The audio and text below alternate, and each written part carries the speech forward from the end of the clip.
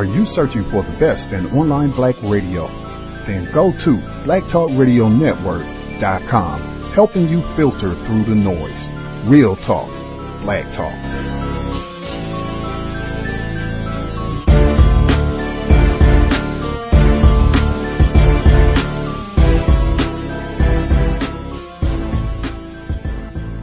The internet is full of half-truths and all-out lies. We've all seen them, and many people on social media complaining about it.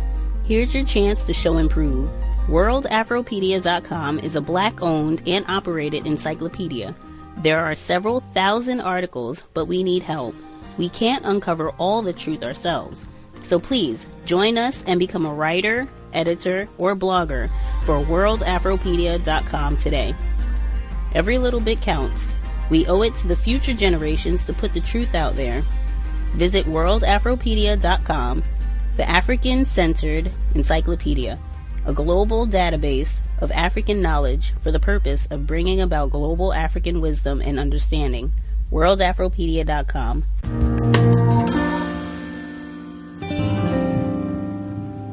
Decades ago, I said that, I didn't know much about Brazil, still don't. But from what I heard from people who had been there, or people who were from there, because I'd heard a long time ago that outside of Africa, the largest population of black people is in Brazil. But you don't ever see them on television, even on the Brazilian programs. Just every now and then, somebody will pan the camera, and you'll spot them on the at Mardi Gras time. But where are they the rest of the time? When they make the advertisements and do all the hoopla and whatnot. You wouldn't think that you would think that there's just a smattering of black people in Brazil. When I say black people, the black people that look like black people in Central Africa. Mm-hmm. But the numbers are huge. But they all push back up in those hills. But when it comes to classification, from what I understand, Brazilians will tell you, we don't have any discrimination here. Everybody's the same. Color don't make no difference here. This is Brazil. Brazil's President Jair Bolsonaro has been in office now for 5 months. The far-right populist was elected after running on an anti-establishment campaign championing the country's military dictatorship and using racist and anti-LGBTQ rhetoric. But one of his main campaign promises was that he would stamp out crime in Brazil in brutal fashion. Bolsonaro, throughout his career as a lawmaker, was a hardliner when it came to security. He was one of these people who would repeat this often heard phrase here in Brazil saying, a good bandit is a dead bandit. That's Ernesto Lodonho, Brazil bureau chief for the New York Times, and he's been reporting on how police killings in Rio de Janeiro have been on the rise since Bolsonaro took office. According to government data, 558 people were killed during the first 4 months of this year. That's nearly 5 killings per day in one city alone. I spoke to Ernesto about the recent killings and how Bolsonaro's presidency is fueling what human rights advocates call extrajudicial executions. When you look back at what was on voters' minds last year when they went to the polls, I think there were 2 issues that were really weighing on them. One was corruption. People were fed up by what they regarded as a political class that was hopelessly corrupt. And people wanted to sort of burn down the system, and they saw in Bolsonaro somebody who was such a radical figure and such an affront to the establishment that he could probably just sort of burn down the house and rebuild something new. But people also had been fed up with insecurity, with rising crime, with robberies that had gone through the roofs in recent years.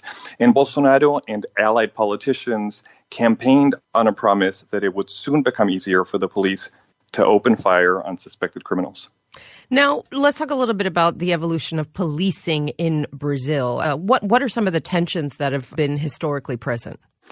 Well, some of the larger cities in Brazil have for many decades been hugely challenging to police. Rio de Janeiro, which is where I currently live, is no exception. You have a topography that makes the city very, very complicated to control. You have drug trafficking gangs that essentially control vast areas of the city.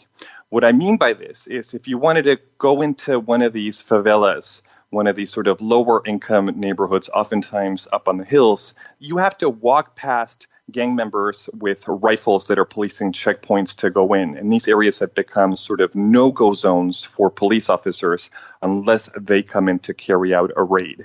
There was a time a few years ago when the strategy was to try to build these communities up so the appeal of these drug gang organizations wouldn't be as strong.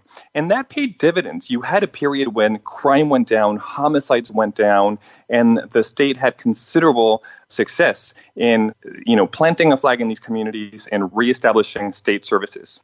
However, 2014 comes around, the economy goes into a recession, money that was earmarked for some of these projects dried up, and crime comes soaring back in. So this is a context in which Bolsonaro's very sort of heavy-handed approach becomes politically attractive to voters who were sick and tired of this. And what has the reaction been among Brazilians about the recent spate of killings? It's mixed. On the one hand, I think people living in these low-income communities that have seen a very sharp uptick in police violence, people feel afraid. You, for example, have a school in the district of Maré in Rio that saw fit to put up a big sign on their roof saying, "This is a school, please don't shoot." And this came after there had been operations involving helicopters that were essentially just opening fire on suspected criminals from the air. However, I think what's interesting about this uptick in police use of force and police lethality is that it coincides with an overall drop in crime, an overall drop in homicides. So I think there are many Brazilians who say, the means may be pretty ugly, but we seem to be approaching some sort of momentum toward the right direction of reducing crime. Bolsonaro has been president for 5 months now. Does he still have the same level of support that he did when he was elected? Absolutely not. This is somebody who came into power with a very odd bedfellow patchwork of supporters. He drew support from evangelical churches, police, and army circles. He drew support from people involved in certain industries that wanted broader access to protected lands. But at the end of the day, once they got him elected and once he came into power, his ability to deliver on many of the promises he made to this very diverse faction of supporters has really been called into question. The economy is now in a period of stagnation, so people are very worried about their jobs and their livelihoods, and they see no sign that he is really delivering on an economic agenda or in a series of policies that is going to put the economy back on track to grow. He has triggered a bunch of controversies and a bunch of scandals that are sort of his own making, which has created an atmosphere of sort of chaos and animosity in Congress, where he has failed to sort of build a coalition strong enough to push through reforms or to really sort of govern in unison with Congress.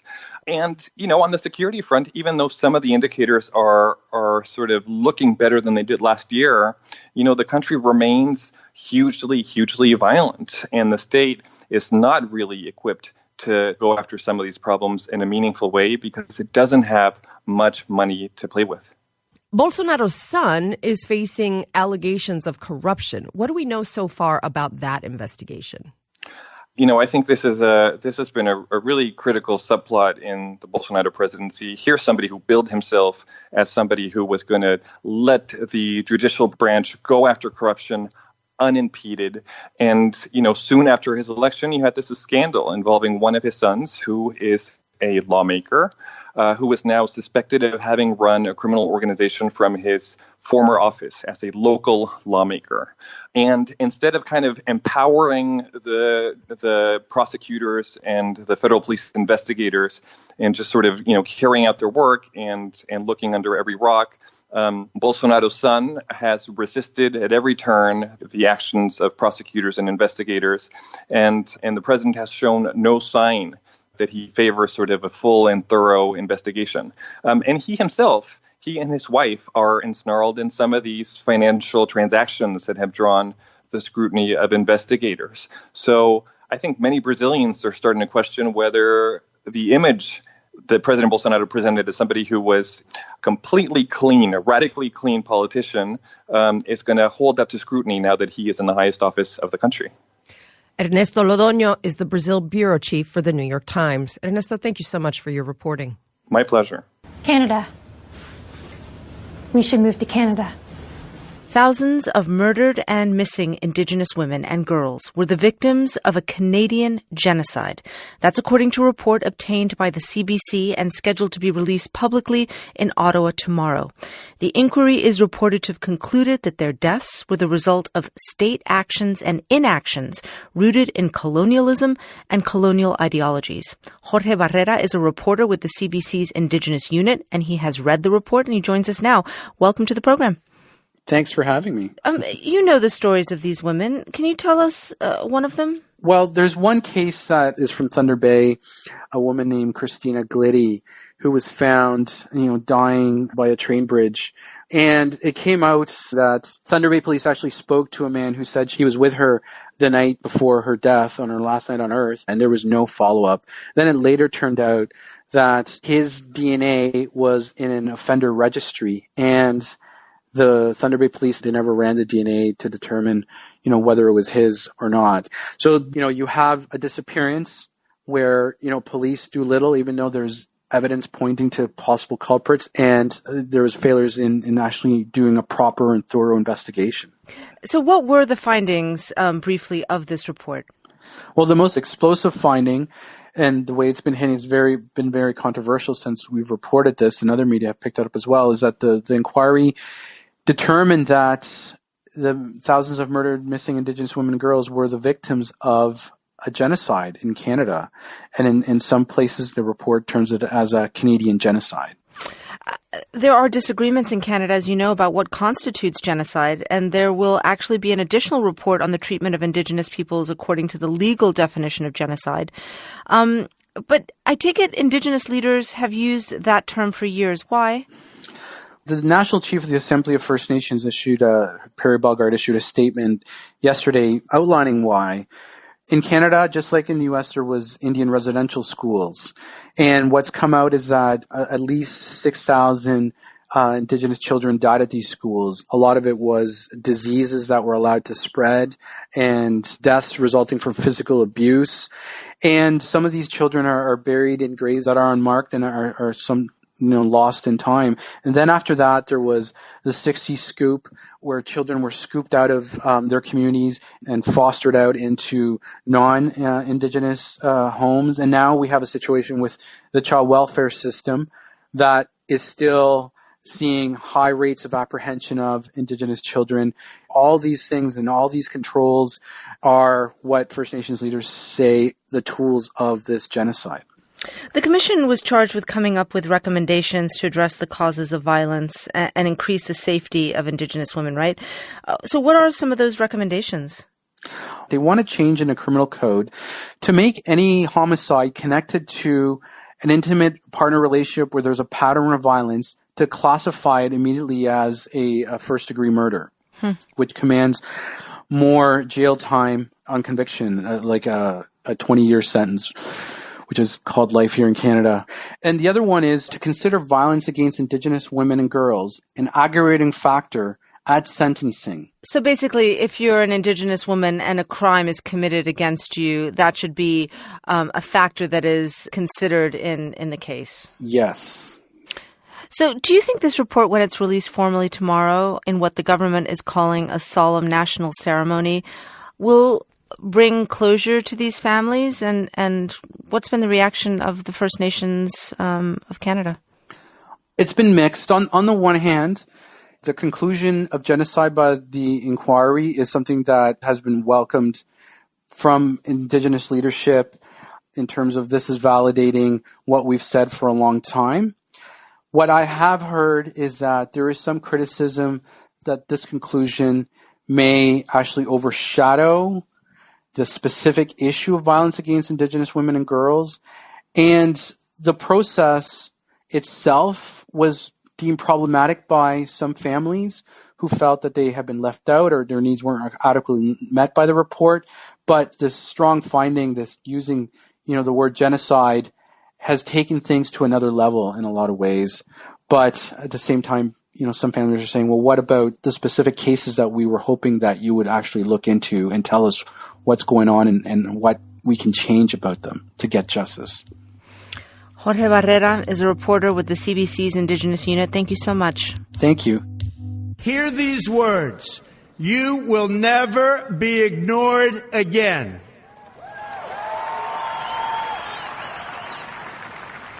Your voice, your hopes, and your dreams will define our American destiny. And your courage and goodness and love will forever guide us along the way. Together, we will make America strong again. We will make America wealthy again.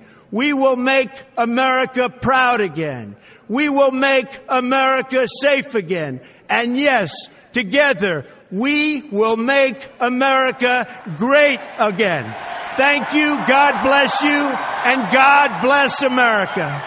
On Monday night at the state banquet held in London in honour of Donald Trump, the president praised the eternal friendship between the UK and US.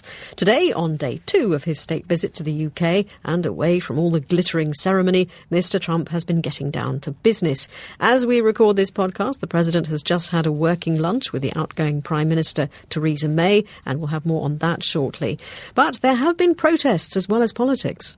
I think it's important that this misogynistic, racist, anti-environment guy understands that not everybody likes what he's proposing, and I want him to leave our NHS alone, and I want us to keep our food standards up, which won't happen under a trade deal with him. He's perfectly welcome to come to our country, but we're also perfectly welcome to express our dislike and disapproval of him. He's rolling back rights for women in America. He's very disrespectful to our mayor, who we're very proud of. I'm Jewish. The rise of the far right in America is very, very worrying. And he has legitimised hatred against lots of people, and I don't approve of it. Those protesters, along with thousands of others, have been demonstrating on London's streets.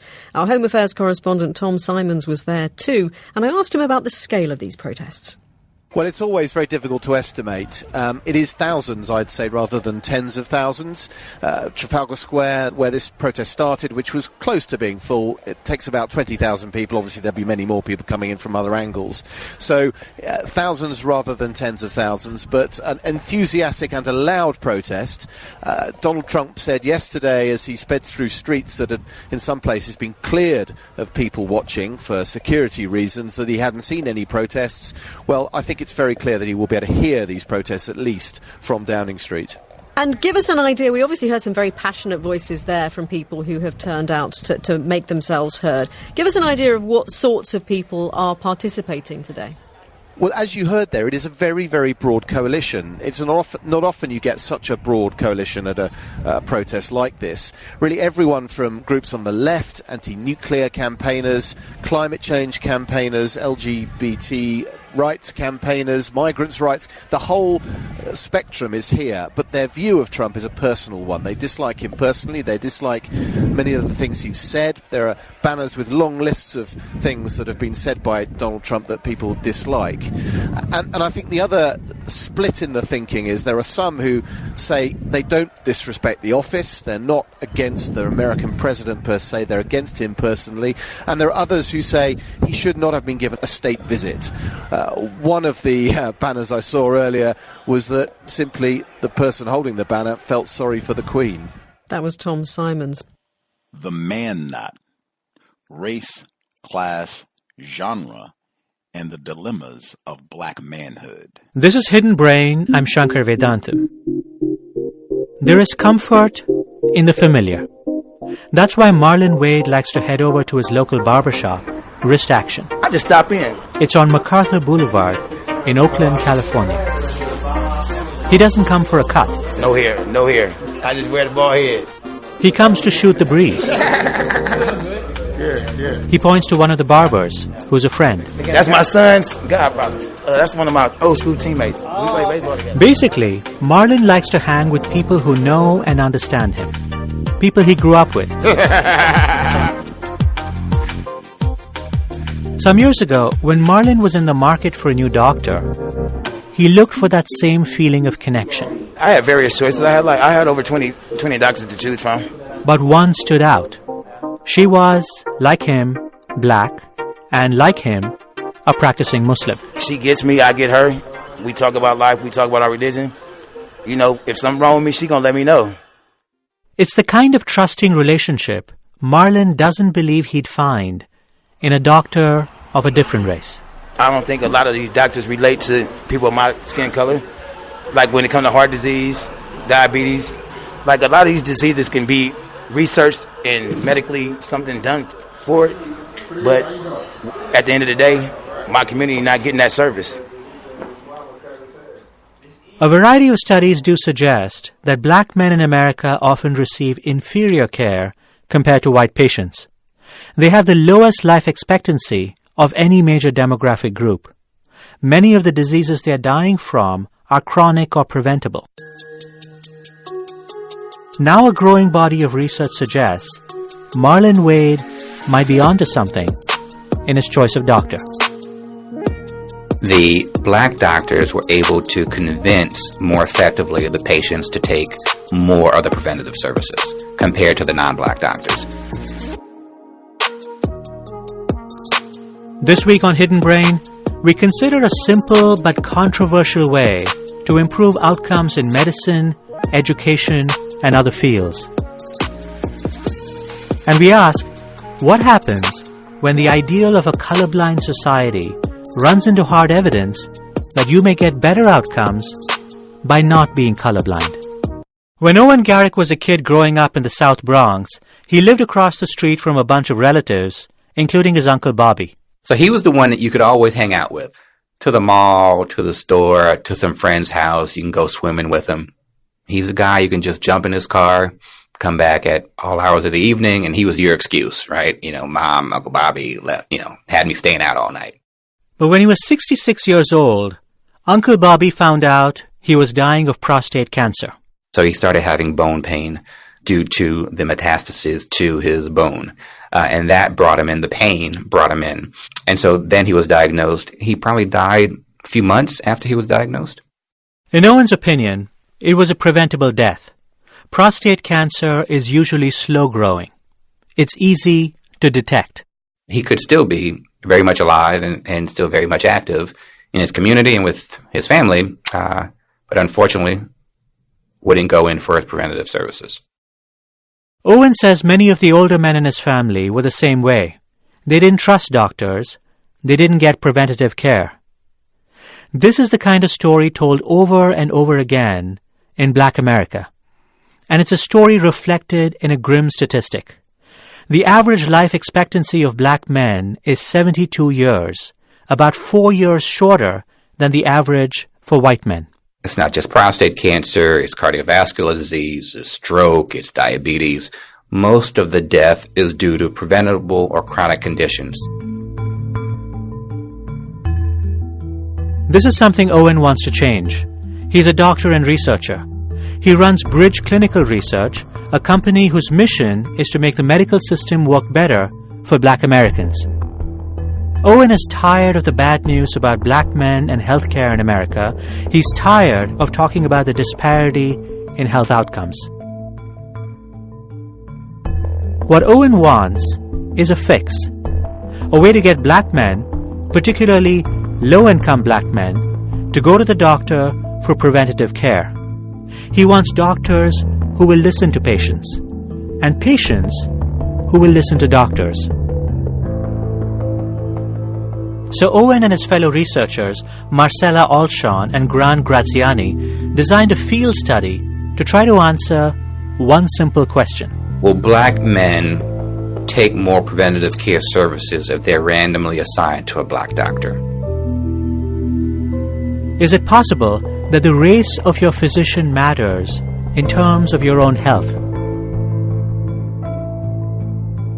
To find out, Owen and his colleagues rented a medical clinic in Oakland.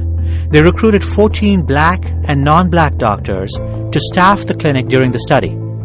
For patients, they turned to flea markets and barbershops in and around the East Bay.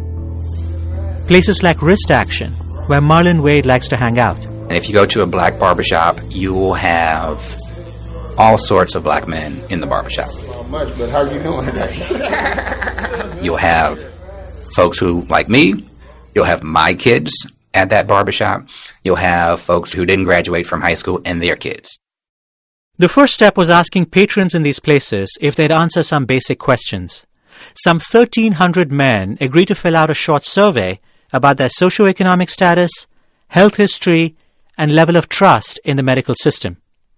For these efforts, they received cash or a voucher for a free haircut plus a coupon for a free health screening. About half the men showed up at the clinic for that screening. Before their checkup, the clinic staff showed the men a picture of the doctor they'd been randomly assigned. They also asked them to select from a list of preventative care services that they'd be willing to receive. Height and weight to check body mass index, blood pressure, cholesterol, which is total cholesterol, and a diabetes screen, which is hemoglobin A1C. At first, the men made similar choices. They all accepted generally the same level of preventative services. In other words, seeing the photos of the doctors did not change patients' decisions about what services to accept. Typically, the men would choose some of the services, but not all. They might agree to get their body mass index and blood pressure checked, but forego the tests for diabetes and cholesterol that come with a needle stick.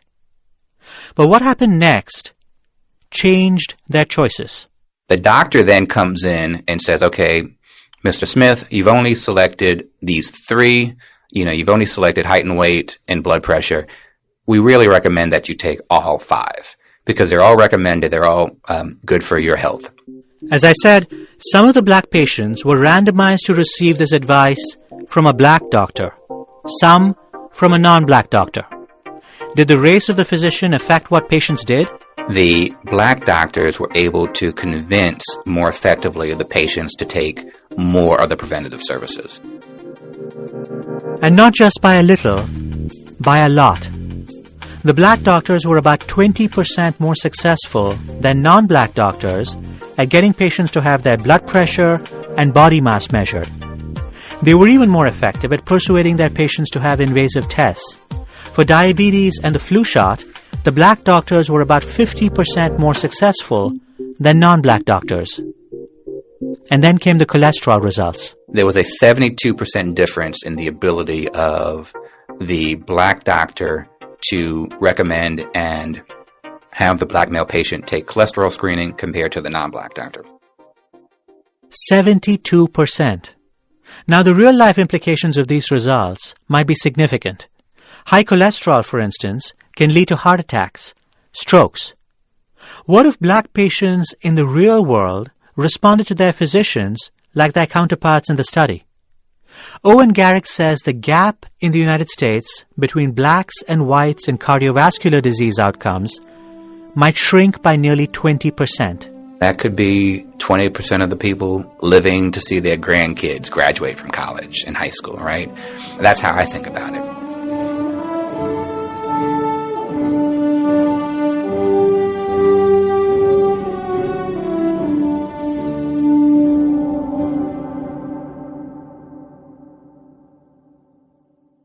These results suggest there might be an easy, low-cost way to save the lives of black men. Owen and his colleagues wanted to understand what was going on. Why were the black doctors so much more effective? The researchers didn't think prejudice was at play because the patients rated all the physicians, black and non-black, as equally good. But then they discovered a clue. It was in the notes the doctors had written about their patients. We found that the black doctors actually wrote more notes compared to the non-black doctors about their patients. And often those notes talked about their non-healthcare issues. A wedding is coming up. Will the Warriors repeat as NBA champions? So non-medical issues. The black doctors and black patients were connecting as human beings. They were talking about family, sports, life. It's the kind of chit-chat that says, I know where you're coming from. I hear you. Marlon Wade from the barbershop made the very same point about his doctor. She gets me, I get her. We talk about life, we talk about our religion. If something wrong with me, she gonna let me know. Owen's research is part of a growing body of work that suggests matching patients and doctors by race can make a difference in health outcomes. In another study, researchers found that Florida patients assigned to physicians of their own race were 13% less likely to die while in the hospital. These results were driven almost entirely by black patients matched with black physicians.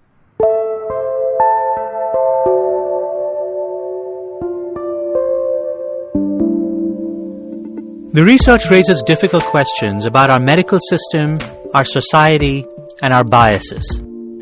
The clearest takeaway from the research is that warm and empathetic communication matters. Owen Garrick believes that doctors might be taught to bridge some of the differences he observed in his study. Because if communication is the mechanism, you can train, or you should be able to train non-black doctors to more effectively communicate with their patients. There is a more daunting takeaway. If you want better outcomes in healthcare, especially among the most vulnerable patients, having a more diverse pool of physicians is crucial. Owen says what he wants is for patients to have a choice. If they want to see a black doctor, they can choose one. But right now, that's often not possible. 4% of physicians are black. Blacks represent 13% of the U.S. population, so an underrepresentation. It's important to note that choice is not just something blacks might prefer. In a follow-up survey, Owen and his team found that both black and white respondents indicated a same-race preference. 65% of blacks surveyed said a black doctor would better understand their concerns. 70% of whites said a white doctor would better understand them. There is a third implication of Owen's research, and it feels radioactive. Given the results, I asked him, should hospitals and medical centers match patients and doctors by race, particularly when it comes to black men? Owen challenged the notion that this needed to be a radioactive idea. Fraternities and sororities self-select by gender. You could argue that that's segregation. I wouldn't argue that that's segregation. But, someone might. A pessimist might. And I think in the pessimists of the world might argue that recommending black physicians for black patients is segregation. I don't see it that way. Still, Owen acknowledges he would be uncomfortable with the idea that hospitals would deliberately steer black patients to black doctors and white patients to white doctors. After all, we struggled as a nation for decades to overcome segregation. How would patients react if they were told when they showed up at a clinic, "You're black, so we're sending you to the black doctor"? There is some tension here, right? Because there are two values, I think, that are in conflict with one another here. I mean, there is one value that basically says, we should all essentially treat one another the same. Mm-hmm. We should all get along well. We should all, as Dr. King would say, look at each other's character and abilities and not the color of our skin or our gender. I mean, so that is an ideal. Absolutely. And the other ideal is we should trust the data and we should trust the evidence and we should follow where the evidence leads. And it feels like those two values, following the evidence and the data and following this norm that we have about how we'd like our society to be, these two values are in conflict. Right, and they're partly in conflict because we don't live in an ideal world. And some might argue, skeptics of the world might argue that we profess to live in an ideal world when we know absolutely the world is not ideal. So given the cards you're dealt, the life you live, the world we exist in, how do you best, in our case, accomplish improved health outcomes for all populations, and specifically in our research study, the black male population? And this issue of the race of the doctor seems to work.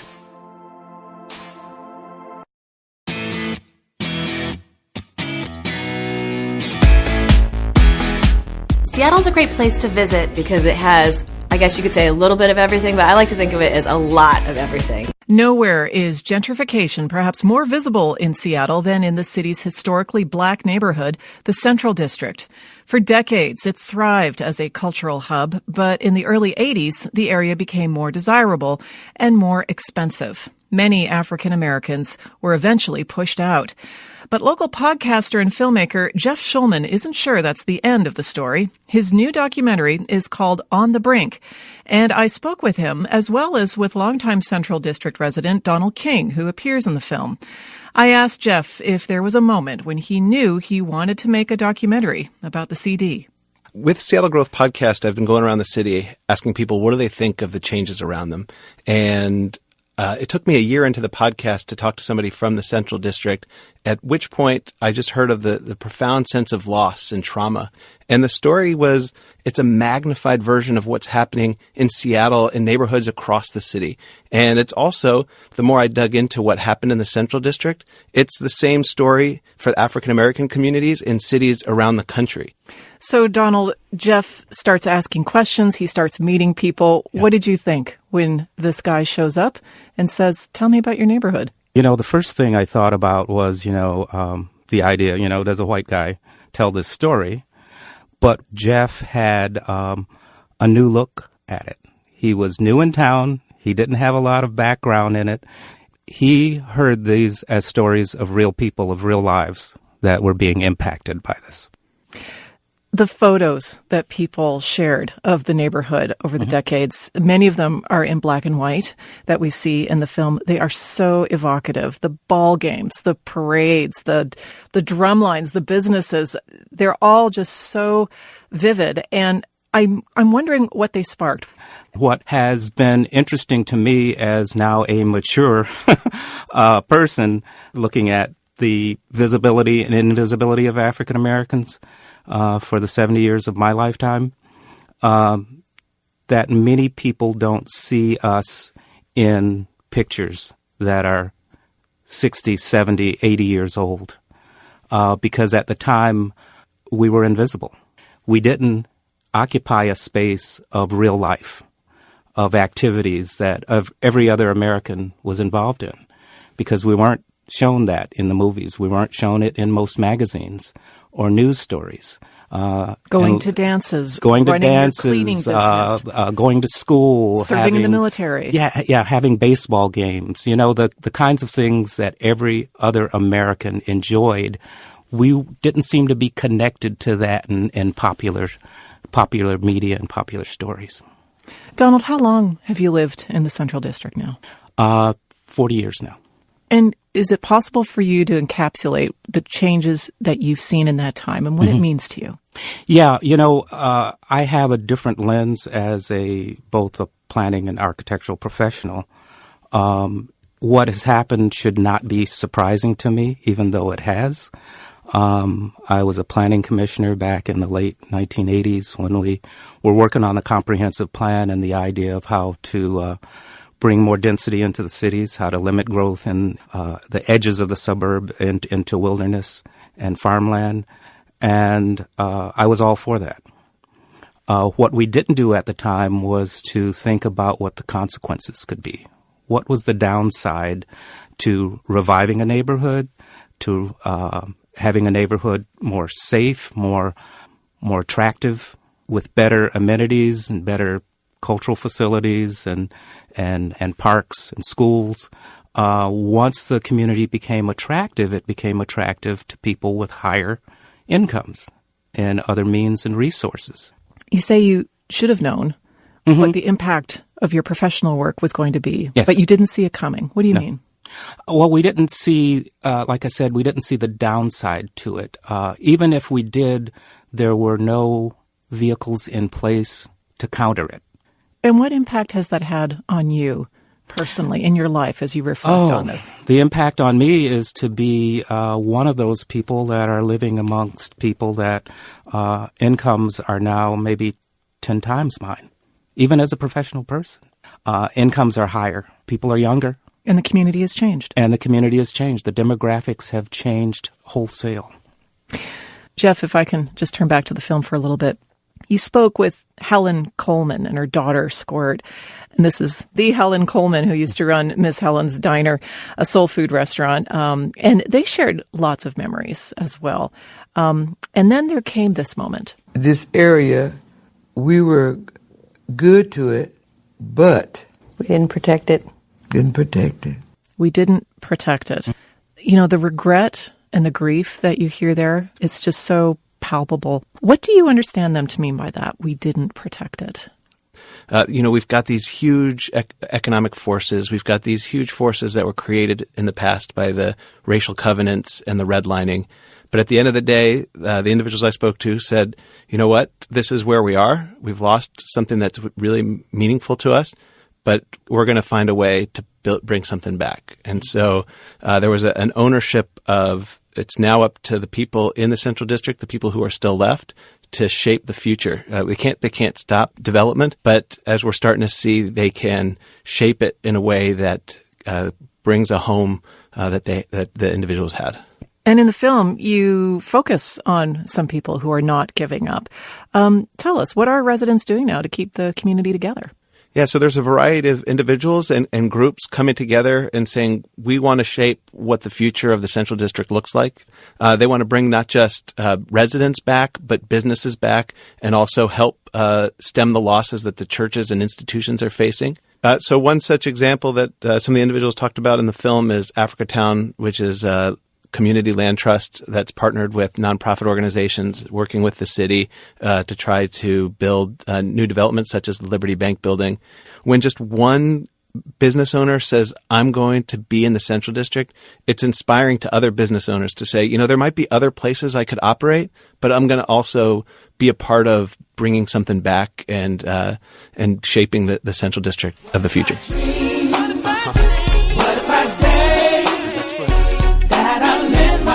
And make a choice today. What if I move now that I see? And that music is Power of One by Cola. It's featured in the documentary On the Brink. Jeff Shulman is host of the podcast Seattle Growth and a marketing professor at the University of Washington. He also co-directed the film. And Donald King lives in the Central District, and he appeared in the film.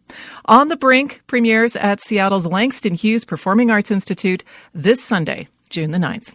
KUW News. Wake up, it's wake first, wake up, yeah, cash your checks and come up. Wake up, it's wake first, wake up, yeah. The stereotype of the so-called welfare queen has been used to demonize those on public assistance for decades. It's a politically potent image depicting an undeserving aid recipient getting rich on the backs of taxpayers. Politicians, including former President Ronald Reagan, have been accused of exploiting this image as a kind of racist dog whistle. Meanwhile, the original welfare queen that Reagan used as a basis for his caricature was based on a real person. The new book, The Queen, tells the story of a woman who went by many names, was accused of many crimes, and whose image as a Cadillac-driving welfare recipient has lived on. Hari Srinivasan recently spoke with the book's author, Josh Levine, about the real-life woman behind the moniker. Her name was Linda Taylor, and she was identified by the Chicago Tribune in 1974 as a person who had committed welfare fraud while driving fancy cars, including a Cadillac. And very quickly after that, she was given the nickname the Welfare Queen. And it was a nickname and a stereotype that really very quickly blew up.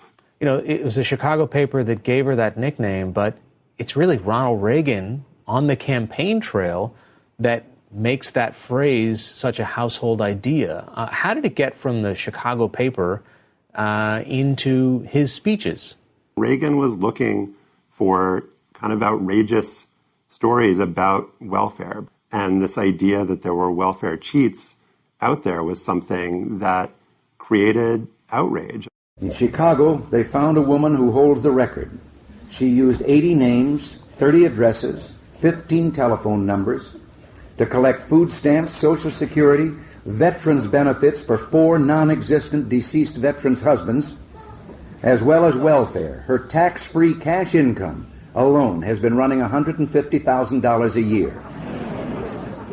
And he didn't say the phrase welfare queen in his speeches, but there was such baggage attached to welfare at that point that I think the electorate really understood what he was saying and really knew what he was talking about. Welfare has been an effective talking point for a whole generation of politicians. I have a plan to end welfare as we know it, to break the cycle of welfare dependency. When Bill Clinton said he wanted to end welfare as we know it during his 1992 campaign, that was enormously popular with people on both sides of the aisle. I think is partly responsible for his victory in 1992. And then when welfare reform passed in 1996, welfare went from being an entitlement to being temporary assistance. Mm-hmm. And if you're below the requisite poverty level, you still don't necessarily get benefits today. Tell us a little bit more about her. I mean, she was kind of a racial chameleon almost. In the 70s, she was coded as being black. People perceived welfare recipients at that point as being black. But some of the first stories about her noted that she could change her identity by changing a wig, that she could be black or white or Latina or Filipina. And this was seen as just another example of her deviousness. But as I found in my research, her history with race is far more complicated and in many ways sad. She was born in the Deep South and was rejected by her white relatives due to her, mixed race identity. She was somebody who was forced to pass because of the way growing up as a black person in a white family. In the South, it was illegal for her to be black in certain circumstances. It's just a very complicated and fraught history for her. Do you think that this welfare queen idea would have stuck nearly as much if she had presented as a white woman or was just a white woman? I think that she was the right person at the right place at the right time, or depending on your vantage, the wrong person in the wrong place at the wrong time. I think this idea of the welfare queen was something that was so powerful and such a strong message politically. And you can see that in how this, she was arrested for kidnapping in Chicago. She was accused of murder. But all of that information got left out and sanded away. That's not something that Reagan ever mentioned, certainly. No. I mean, that's some of the fascinating stuff around your reporting is that while she's officially arrested for welfare fraud, kidnapping and potential murder charges in her life are some things that we don't hear about. One of the more remarkable things that I found in my research was that she was arrested and indicted for welfare fraud in 1974. When she's out on bail, she is suspected of homicide. A woman that she was living with died of a drug overdose, and there was very strong reason to believe that Taylor had been responsible for it. And yet, she isn't ultimately charged. When the story of her life is told contemporaneously in the news, on television, in speeches by Ronald Reagan and others, that just doesn't get mentioned at all. It's like it never even happened. So what do we know about her today? Does she exist anywhere? Did she die? Does she have family? What I've learned is that she went to prison for welfare fraud in the late 1970s. When she got out, she eventually moved to Florida, and in the 90s, she was hit with federal charges there, ended up incarcerated. She was eventually released, and her family took her back to Illinois, where she died in 2002 in total obscurity and under a different name. Josh, why do this story? Why spend years researching this? What drew you to it? I wasn't aware that there had been a real-life model for the welfare queen myth and stereotype. When I learned about it back in 2012, that Linda Taylor had been really the first person to be given this nickname, and that the image of the fur coats and the Cadillac came from her. I was fascinated both by that fact and the idea that a myth and a stereotype could endure in a person's image, but that person herself could be forgotten and erased, was just so kind of transfixing to me. And I became obsessed with trying to figure out who this person had been and why she had been forgotten. All right. The book is called The Queen. Josh Levine, thanks so much. Thank you. 5, 4, 3. She's pure alligator. Pure white. 2. Albinos that do make it to reproductive age can't find a mate because they look funny. Albino affairs.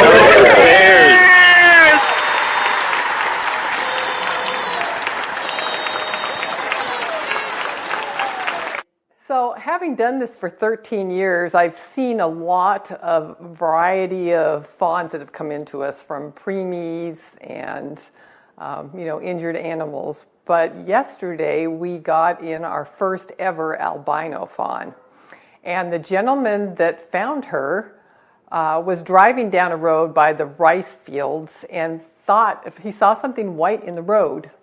So he stops, picks up the animal, and then says, "This is either a really strange goat or it's a fawn." And so he called me and said, "Hey, I don't know if I'm nuts or not, but can you look at this picture I'm going to text you and tell me, is this a fawn?" Well, sure enough, it's a fawn, and it's an albino. She's probably about 3 weeks old, is what we're guessing. When she came into us, she was dehydrated, obviously, and hungry. I think she had been out in the roadway for quite a while. There were no injuries that we saw. So the first night, whenever they come in, and they're not accustomed to a nipple from the bottle, right? They're used to mom. So that's kind of a challenge to get them to nurse. But by this morning, she was doing a much better job, and this afternoon's feed, she did really well and drank almost a whole bottle. So I'm very encouraged that she's acclimating to the new environment. She is housed next to a couple of fawns, one that's about 4 days old and her roommate that's a couple weeks old. It's a whole different scenario with the albinos because we have to worry about the hot weather, the sun, and how it affects skin just like a very fair-skinned person, and the eyes and all. So we set up a special little pen for it where it's got a black cover over its little teepee area with straw to hide when it gets warm. We're using sunscreen on it, and we have a lot of shade cloth up on the far side of the enclosure to help protect it. This little albino that came to us is very special. I mean, it's a learning experience for us. We've never had one before. She just seems so fragile, and I know they, do fine on their own once they're old enough to manage. But she's a special little gift this year, I think, and we're going to enjoy this whole process of working with her and watching her be released.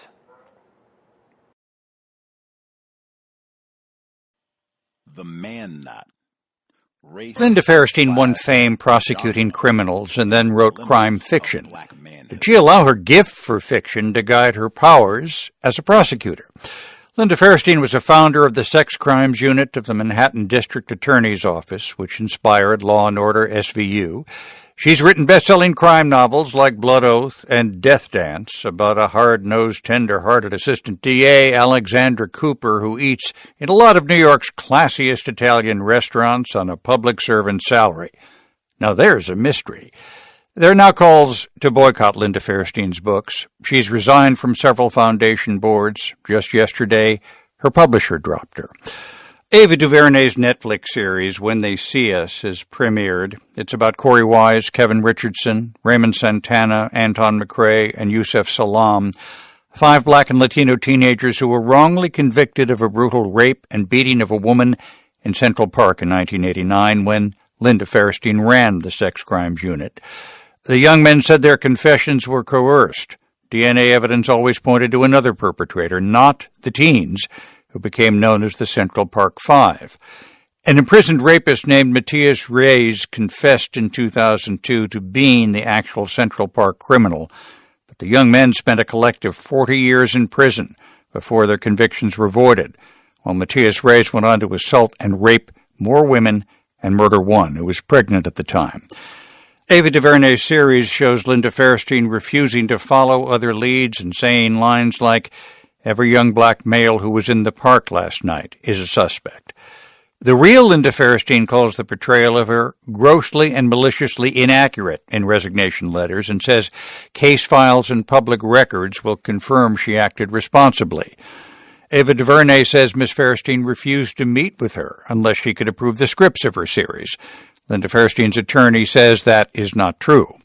Daniel R. Alonzo, who served with Ms. Fairstein at the district attorney's office, said, "Wrongful conviction is a terrible, terrible thing, but reminds people how Linda Fairstein has dauntlessly prosecuted rapists and worked to change laws to help the victims of sexual crimes. He told the New York Times, "I think it's terrible to cancel someone's entire career over one matter. Prosecutors have demanding, complicated, stressful jobs. But if that one matter was your life, what would you think?" Police showing out for the white cop. A former Minneapolis police officer by the name of Mohammed Noor has just been sentenced to 12 and a half years in prison after he fatally shot an Australian yoga instructor who unfortunately had called him or called the cops to report what she believed was a sexual assault in an alleyway. This was a story that broke a few years ago. He was found guilty on April 30th of third-degree murder and second-degree manslaughter for killing 40-year-old Justine Damon outside her home. He was actually acquitted of a more serious charge of second-degree intentional murder, which makes sense. Now, if you remember this story, or maybe you don't remember, the woman, the victim here, was sitting in her car and she was waiting for the cops to show up. At this point, Mohammed Noor arrives to the scene and approaches the car, and something happened. There was allegedly some sort of noise and he got spooked by it. And then he immediately opened fire. He shot through the window. He shot through the window, exactly, the car window, killing Justine Damon. Now, it was an outrageous story, and I'm happy that there are finally some consequences because he didn't ask any questions. He got scared over a noise. Is that all it takes for you to open fire? But it is interesting because this is one of the rare instances where we do see consequences, and he is a Somali immigrant. I mean, it just seems like, Right. You wonder, like, implicit in it, is it, well, he must be too much because he saw a white woman and still shot her. Like, that's the question. I know, I think it's obvious. The reason that he was punished is because it is much easier to punish, a black immigrant than for killing a white woman. But I'm not gonna do that whole like Bill Cosby, Stanford rapist thing, because where we all stand on that is they both need to be in jail. Yes. Bill needs to be where he is for even longer, and the Stanford rapist, his sentence needs to match his. Like, you know what I mean? So, I mean, this is what's supposed to happen when, just like I said, how I jump up when Max barks or when somebody sneezes really loud when it's quiet. I cannot be responsible for other people's lives and holding a gun. Right. Like, do you know what I mean? Yeah, like, I vouch for that. Right. But you know that a noise scared you so much that you couldn't even think, and you shot through a window. Exactly. There's no logic in that. There's no noise coming from inside. You know what I mean? Like, and she called the cops for herself. To report a possible sexual assault in that alleyway. And the first thing that happens as soon as the cops show up is she gets shot and killed. Yeah. And the reason she approached the cop was she was like, thank goodness the police are here. I'm gonna go notify them that it's okay. Well, the judge in this case said the law does not allow license because someone is a good person. Good people sometimes do bad things.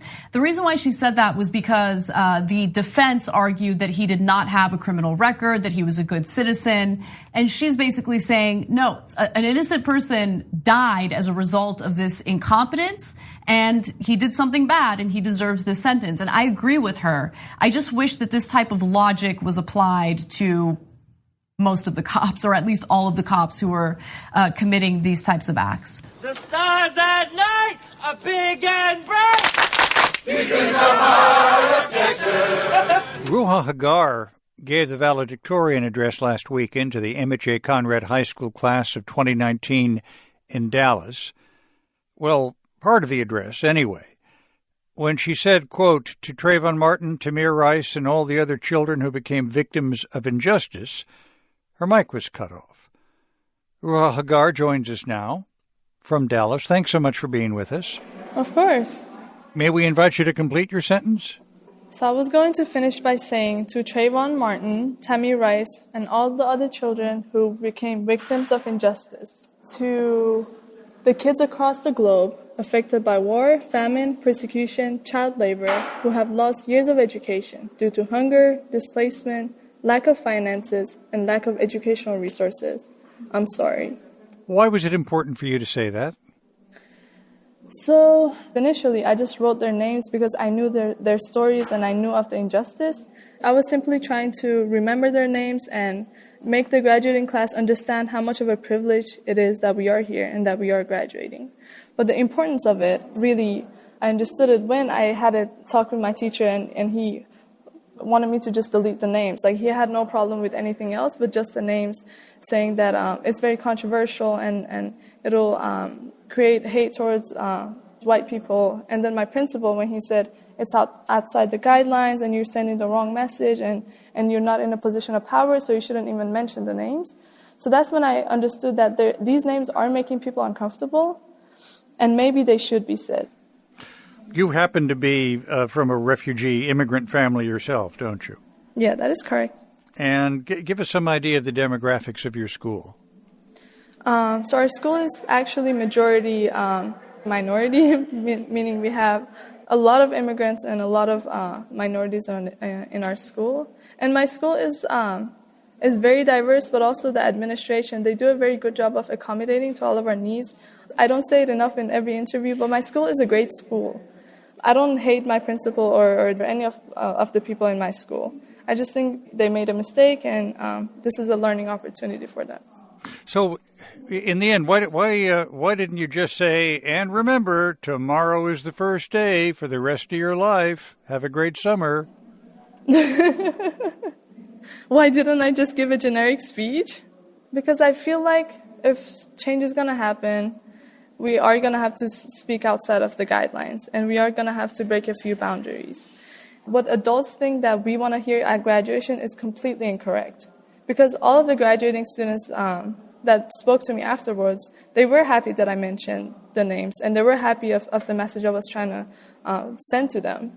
Because we have been living with these realities for a while. I'm not introducing a new idea at graduation when I say those names. I'm just remembering and paying respect and really making them understand of the privilege. What are you going to do now?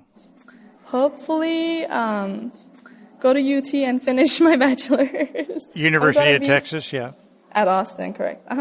I want to hopefully work for a nonprofit organization that does humanitarian work in the Middle East. Well, you do well. And remember, tomorrow is the first day for the I can't say that with a straight face. I'll remember that. Ruha Hagar, valedictorian of the Emmett J. Conrad High School in Dallas. Thank you so much. Of course, thank you. Black babies cost less. Well, the mother of Tamir Rice is still fighting to prevent the officer who shot her son from getting his job back. Today, Samaria Rice dropped off 170,000 petitions to the Cleveland Police Union Hall. The signatures represent people demanding the union stop its challenge to overturn the firing of Officer Timothy Lohman. The petitions came from people across the country and around the world and were posted on change.org and moveon.org. And we don't want him back in our community on our Cleveland streets. I don't think it'd be safe for the city of Cleveland nor the residents. The petitions don't really mean much to me right now. I mean, I have a job to do. We appealed this months ago. We weren't happy with the arbitration's decision. Lohman was never indicted for the shooting of Rice. He was fired for lying on his police application. That's what the police union is appealing in court. From the incident last night that took place with 10.5 minutes left in the fourth quarter of the game between the Warriors and the Raptors. Raptors star Kyle Lowry shoved by Warriors investor Mark Stevens. The NBA and the Warriors released a joint statement today announcing that Stevens is banned from NBA games and all Warriors activities for 1 year and fined $500,000, all that effective immediately. Here's Kyle Lowry, who spoke just a couple of hours ago on the reason why he did not react. I understand at the moment my team needed me. Understanding that there are plenty of fans and kids in the world watching this game. Understanding that I have 2 young children, and to being able to hold myself to a certain standard, which I do. I hold myself to a high standard, and I got to make sure that I uphold that. And that's a big thing for me, is being a guy that upholds himself to a high standard and never letting guys like him get under your skin. I don't know how I reacted in that situation, but the guy blatantly pushed him. Kyle wasn't even near him. He went across one or two people to get to him. But Kyle kept us cool and kept us smart because we're going to need him this series and obviously within that game. You don't want to see that in our game, and hopefully it doesn't happen. I don't necessarily think it was a reflection of how we handle business here. As a Warriors organization and franchise, we have a high standard and do things with class and professionalism. I'd like to welcome in Mark Jackson now, of course, on the call of all of our finals games here on ESPN and ABC. Mark joining us from Union Square, downtown San Francisco. Over the bridge from me, Mark. Obviously, your perspective on this is quite unique because you were part of the game call, and you guys were talking about this, obviously, as the incident went down. Big picture, in your mind, Mark, we've seen this, we've seen other things, even including Drake. We've seen things through the years. How can the league get this under control? Because at this point, it's scary, the potential of what else could happen. Well, I won't put Drake in this category. Drake gave his head coach, a massage. That was nothing as far as I'm concerned. At the end of the day, the behavior portrayed last night by a part owner of the Golden State Warriors could be a good man. I don't know him personally. Could be a good man. This is not about who he is as an individual. This is about the actions that took place last night. Absolutely unacceptable for somebody to do that. You take a look at how Kyle Lowry handled himself. He had every right to push this man back and perhaps slug him, but he controlled himself and conducted himself the way a professional is supposed to. Should be applauded. At the same time, in my opinion, the owner should be forced to sell his part. And let's not call him an investor. That's minimizing him. He is a part owner of the Golden State Warriors. Right. That's how he introduces himself at the restaurant or at the golf club or wherever. At the end of the day, this is not about who he is as a man. This is about the actions that took place last night. Absolutely. And you're using the word investor. We're using that because that is specifically what the team did release. But yes, he is a minority owner. You say, though, the fine is not enough. $500,000 the 1 year not enough. You want him to sell his stake. Well, if he was a regular fan and he did this, we ban him for life.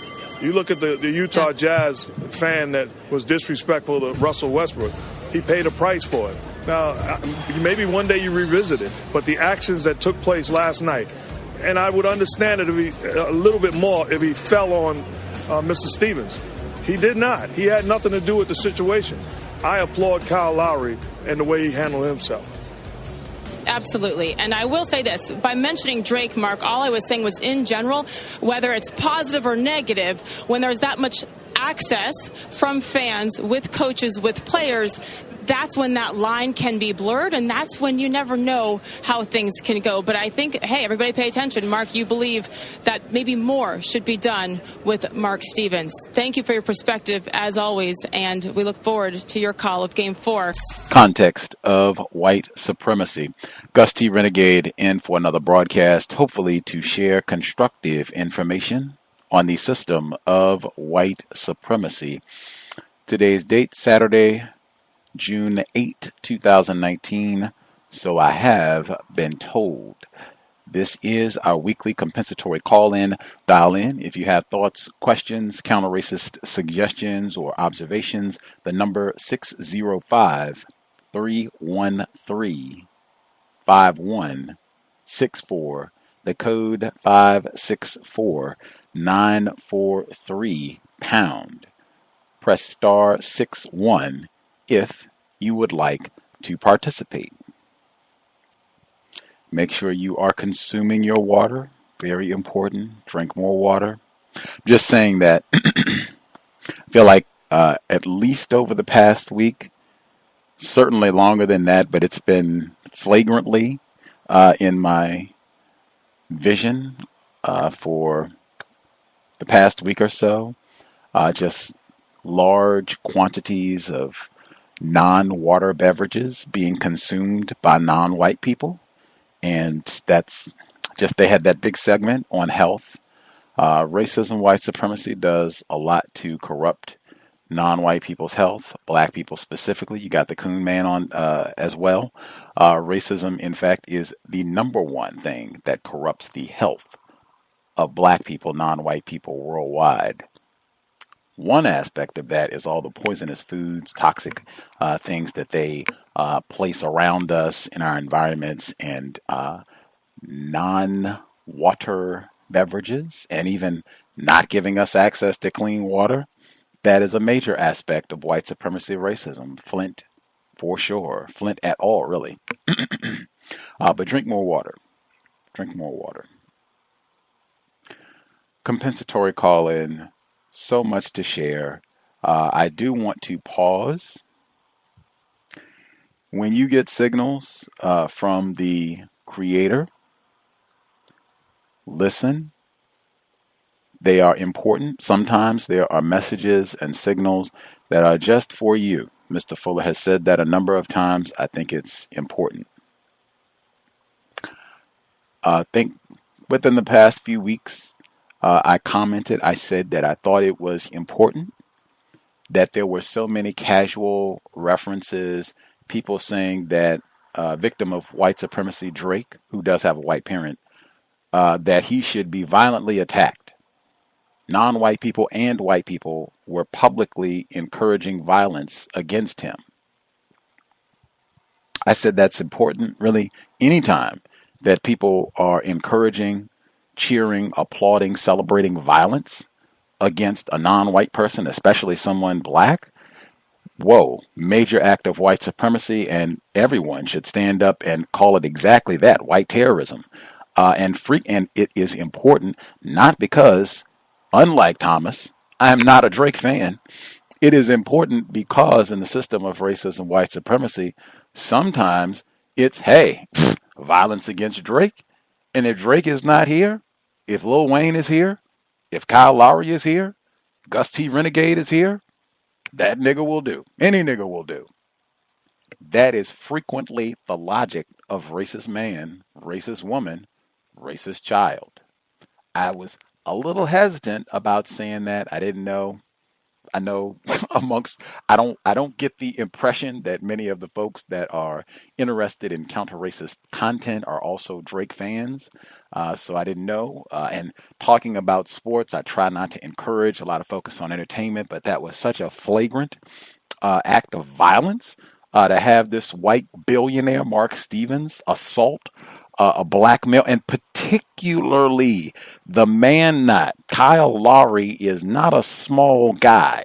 Like in comparison to Shaquille O'Neal or some of the other large people that play athletics professionally, okay, yeah, he's not that big. But in comparison to most of the listening audience and myself and Mr. Stevens, Kyle Lowry is a big guy. He is over 6 feet tall, over 200 pounds. Looks like he probably has done some weightlifting. He is not a small guy.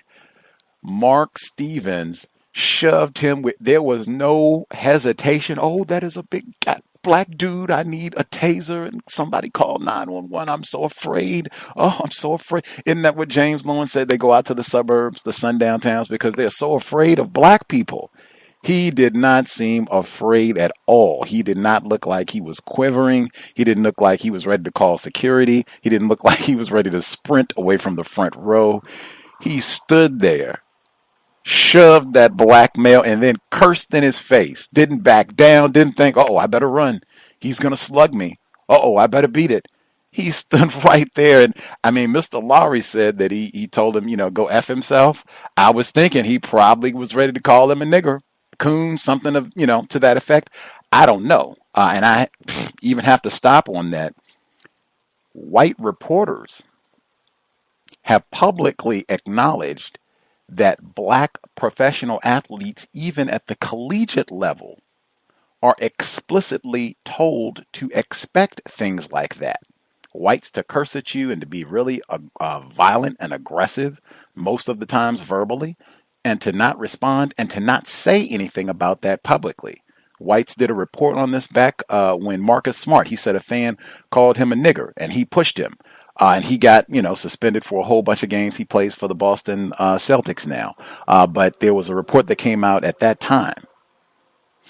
Anywho, I think it's important. They were just talking like days ago about many people joking about being violent against Drake, and then within days, Kyle Lowry is assaulted. Anyone, I said it yesterday, anyone, if folks have contact with Mr. Lowry, I tweeted it, and I'm going to continue to retweet it. You can retweet at Until Justice, share it on social media. Mr. Lowry, please file a police report. It is not a good precedent to allow, well, I won't use the word allow, but it is not a good precedent. Whites flagrantly assaulting black people publicly while they are on their job. This is workplace racism in front of a global audience. That is a crime. There should be a police report filed, and this can be adjudicated properly in a court of law. They can review the footage. There are many, many witnesses who should be more than happy to testify, and they can figure out if an actual crime was committed and what should be done about that. But I think a police report, file a police report. You don't have to call 911 to do this. I think a listener some years ago suggested you can go to the police station. You can wait a few days, calm down, go there, and request to file a report and go through all of the paperwork. You can do that. Mr. Lowry, he could even wait until the finals is over, celebrate, do the parade, and then file a police report against Mark Stevens for assault. He should have a criminal record for assault. It should be beyond whatever punishment. Oh, and that was the other thing before I move on. Remember Donald Sterling?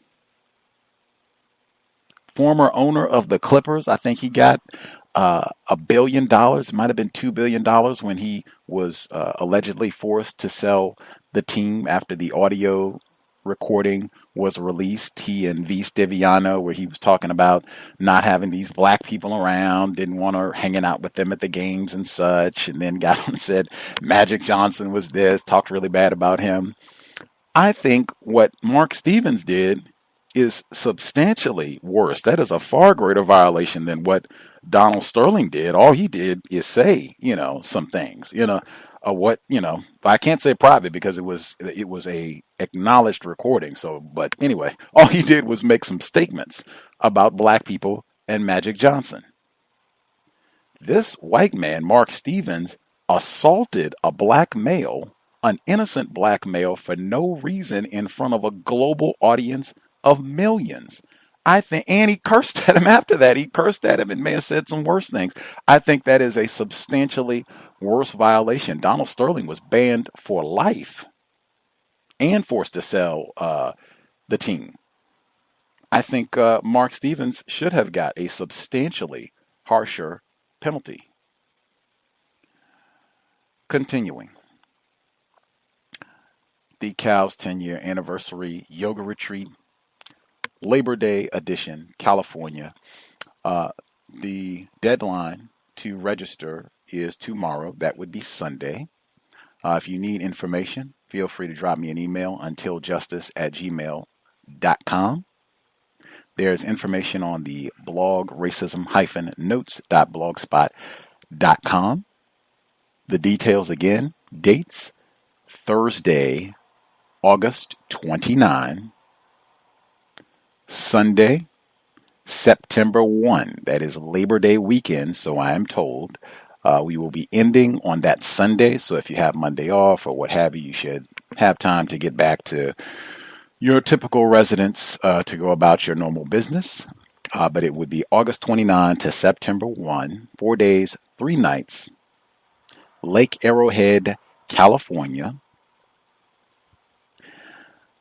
All meals included. That would be all plant-based meals for all 4 days of the retreat.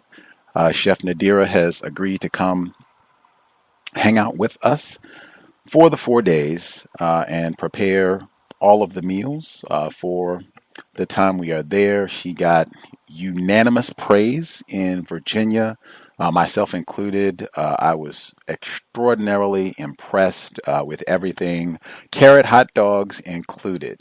She was masterful in the kitchen, and we even had food workshops, so we should have that as well if anyone is intimidated or just looking to learn more about how you can prepare vegetables in a really tasty, healthy manner. If you're looking to change your eating habits, we're doing yoga every day, yoga in the morning, yoga in the evening. Exercise is important. Talking about the health segment that we heard this evening, diet and exercise are huge components that can go a long way to promoting better health and dealing with some of the stress and trauma of white terrorism. But we do yoga in the morning, yoga in the evening. I'll be teaching the classes, certified instructor. Hopefully you will enjoy and find some relaxation and benefit from the yoga classes. We'll have counter-racist workshops in addition to the food workshops dealing with some of the content from the 10 years of the cows, as well as health, wellness component, and really looking at that as counter-racism. Dr. Lathan, we emphasized that during her visit a few days back. But that's what we will be doing. August 29, September 1, Lake Arrowhead, California, private lake included. Eating healthy, do a little yoga. I'm sure there'll be some dialogue about workplace racism and enjoying sunshine as we wrap up the summer 2019. But drop an email if you need any additional information. The deposit, non-refundable $400 due tomorrow. We'll have our location secured and make sure that Chef Nadira is hanging out with us in California. Very much looking forward to being able to share. I was just hearing some of the reports from people who participated at the retreat and continue to eat healthy and view health and wellness, being mindful about every time we sit down to eat, what we put in our mouth, what we have on our fork, that right there is counter-racism. Hearing that some of the folks that were at the retreat lost 35 pounds just keeping up with the yoga and plant-based eating, stunning. Hoping we can do it again. You can use the PayPal to register. You can drop an email again, untiljustice@gmail.com. If folks have any questions, comments, I think I was able to respond to folks who emailed. If I missed anyone, drop an email again, untiljustice@gmail.com. We are listener-supported counter-racist radio. Invest if you think the program is constructive. You can visit said blog, racism-notes.blogspot.com. PayPal button is in the top right corner. Much obliged to all the folks who have helped keep us on for a decade. Celebrating our 10-year anniversary with part of the yoga retreats. Even the significance of that. Talking about Kyle Lowry being assaulted at the finals. Owner upset. Negro is coming here. Messed up our so-called dynasty. The Warriors dominated for 5 years. To think we have been here for 10 years. Thank you to listeners who have supported. Listener supported. That is why we have been here for a decade. If you're not in the PayPal, drop an email. We can get you a physical mailing address. And or you can use the Amazon wish list. It is linked on the blog. It is listed under Gus T Renegade. Tremendous gratitude to all the folks who have nabbed items over the past 10 years. I hope the Kyle's continues to be worthy of your time and energy and has provided accurate, constructive information on what white supremacy racism is, what it means to be classified as white. A few other notes. Let's see. First of all, the report on healthcare, I did think that was important information. Really, importance of having more black doctors. I know folks have talked about getting therapists, dentists, healthcare professionals in general, and it would be so helpful if there were more resources, more black providers, again, to encourage more black children to pursue these fields. That's an aspect of counter-racism there. Although that's a lot of white supremacy racism too, in terms of making sure that black scholars are not able to become doctors. Dr. Welsing talked about her career and even what happened to her at an HBCU, Howard University. So it's going to be racism regardless, but that's one. But I also, even in hearing all the information on that report, white people already know that. Racists are not ignorant about, black people being more receptive to black doctors. And this is not news because in researching eugenics years before the Coonman, you had Margaret Sanger. Eugenics, major component of white supremacy, white terrorism in the 20th century worldwide. In that program, one component was the knowledge that racists like Margaret Sanger had that black people would be more receptive to this sort of medical advice from another black person as opposed to someone white coming in to say, oh, wait a minute, we don't want you niggers to be doing too much reproducing. So they said, we will get black preachers to do this. This is documented information unless I've been misinformed. We've talked about this on the broadcast before. I believe even some of this information is in my top 5 book, Medical Apartheid, Harriet A. Washington. In fact, I'm very sure if I took 30 seconds, I'm pretty sure I put my finger on the highlight because they solicited even, unfortunately, victim of white supremacy, Dr. Martin Luther King Jr. into their campaign. But be that as it may, whites are not ignorant about this fact that sometimes black people are suspicious of white people. They know what they're doing to us. They didn't need that long report to come to that conclusion. Next, the segment on the albino fawn, that was just this week. I was not even looking for anything related to albinism. That also, I think, should be pointed out. We've had Albino Affairs as a weekly segment off and on for a good 5-6 years. Most of the time, I do not do any deliberate searching for anything related to albinism. It will just be in my general looking at the news. There will be some strange report, albino fawn discovered on the road. And that's exactly what happened this week.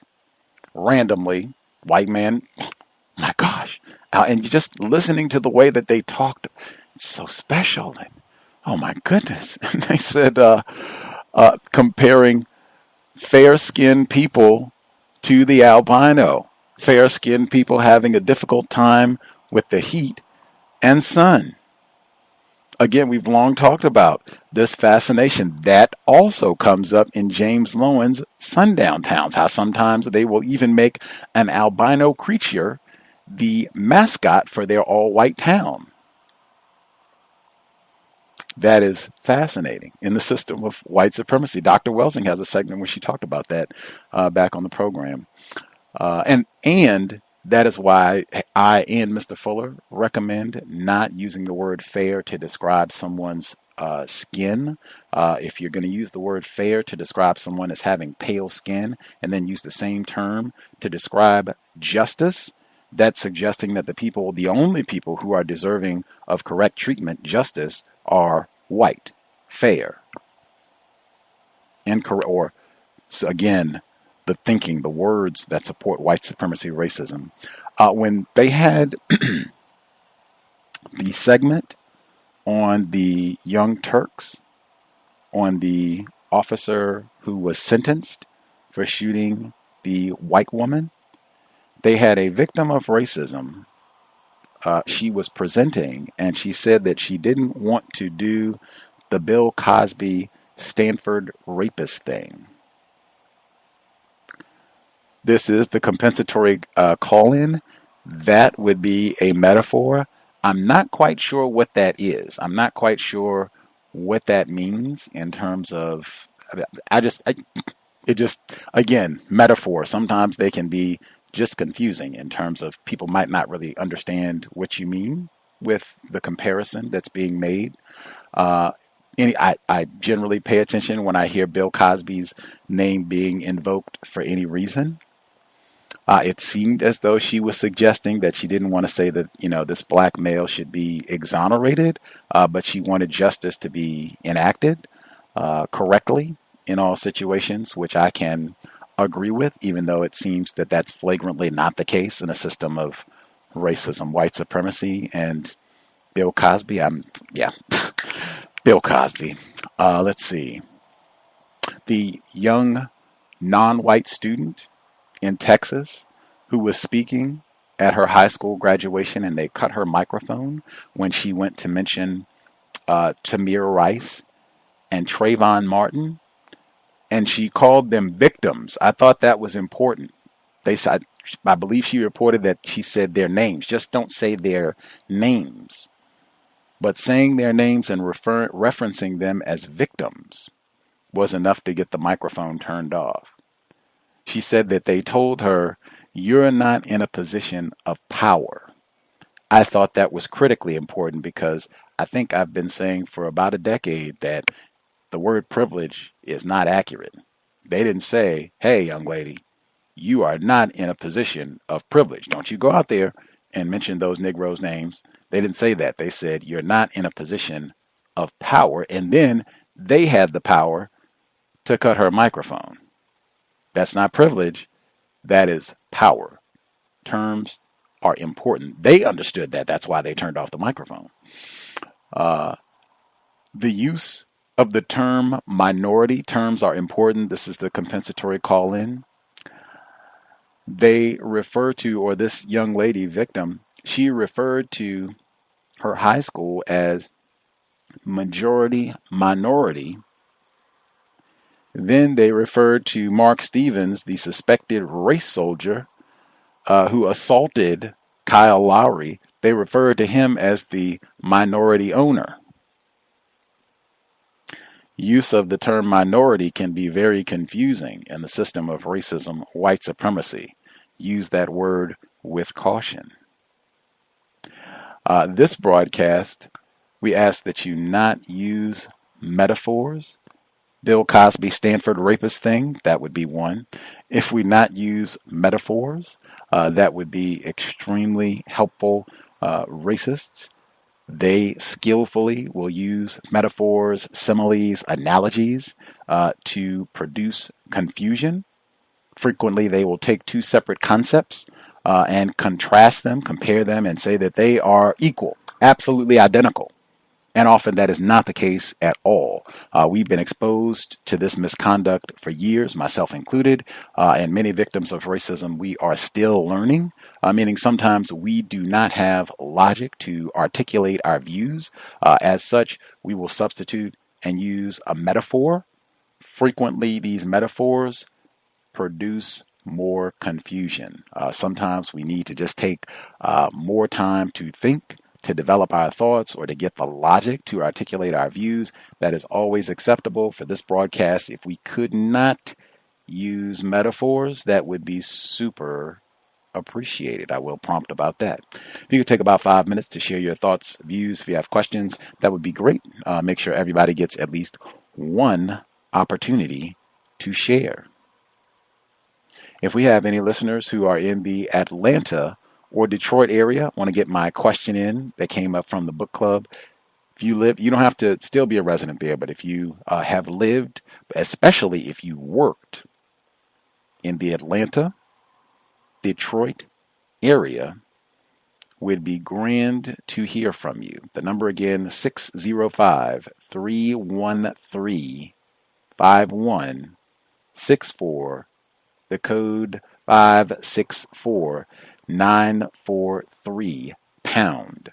Press star 61 if you would like to participate. First few folks who dialed in, if you have a hand up, commentary to share, lines should be open. Proceed.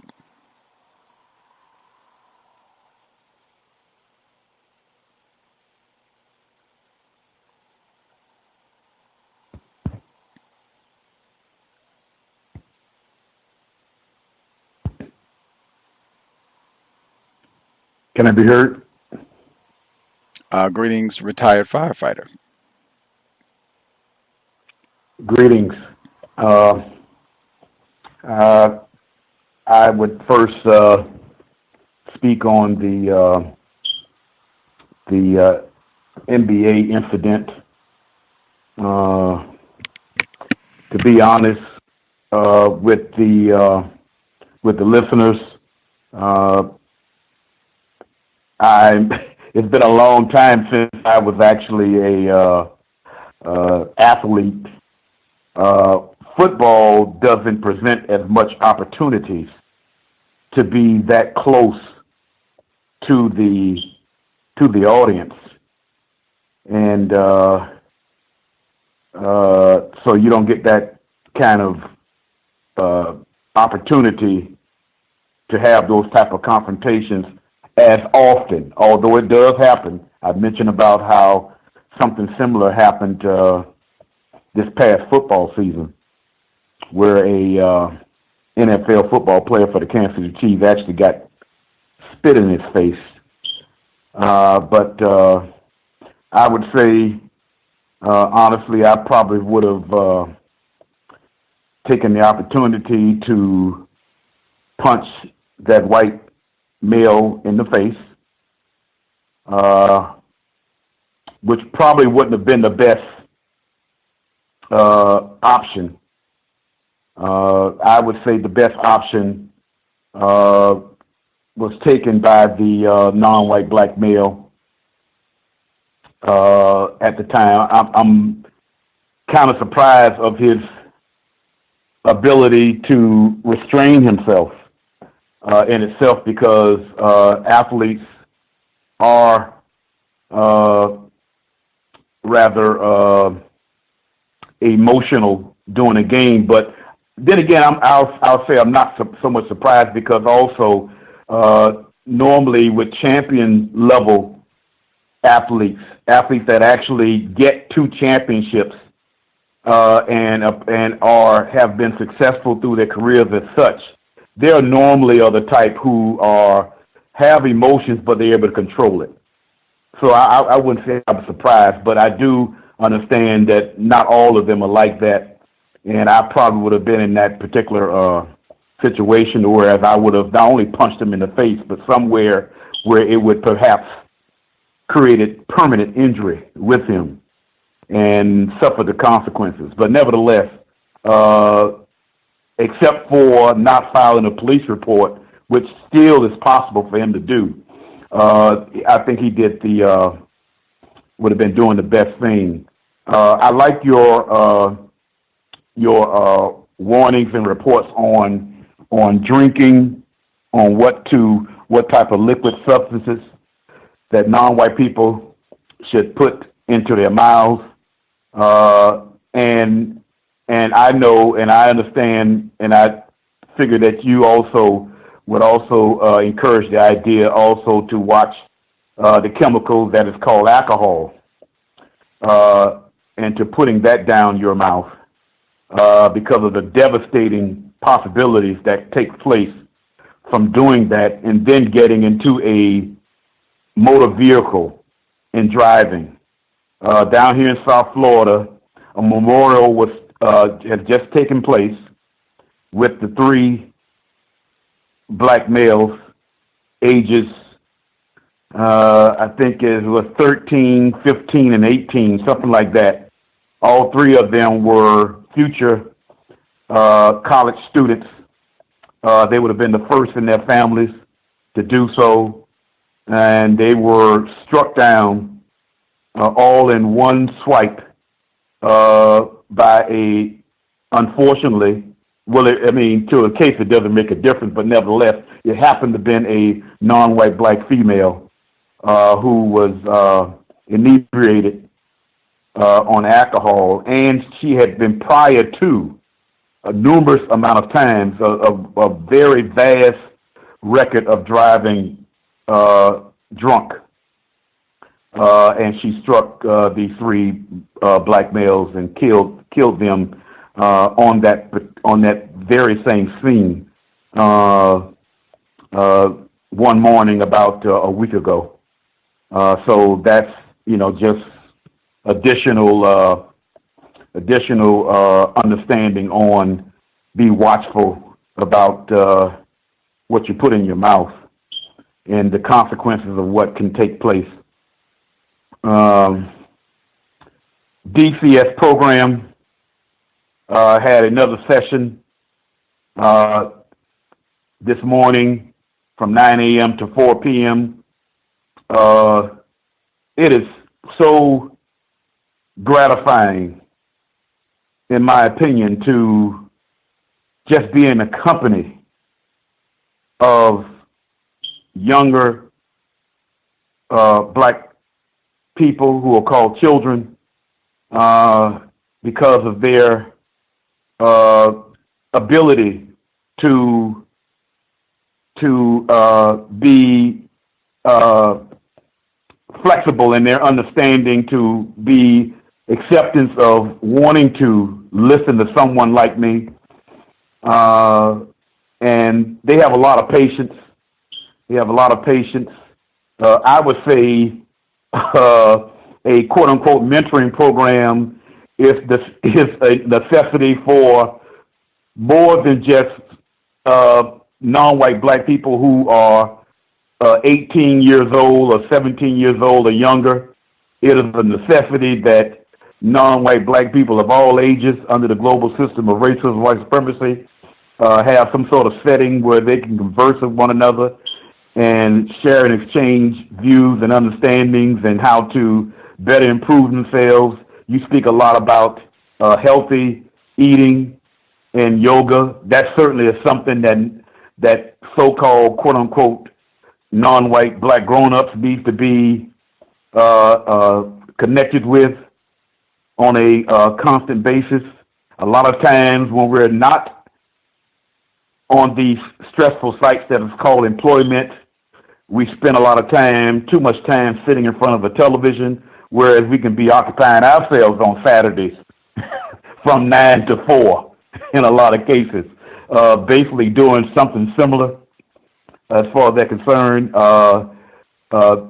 Earlier that morning, we have now a martial arts instructor that comes in and basically teaches the boys from the standpoint of primarily of disciplined behavior, how to stand still for a while without a whole lot of unnecessary movement,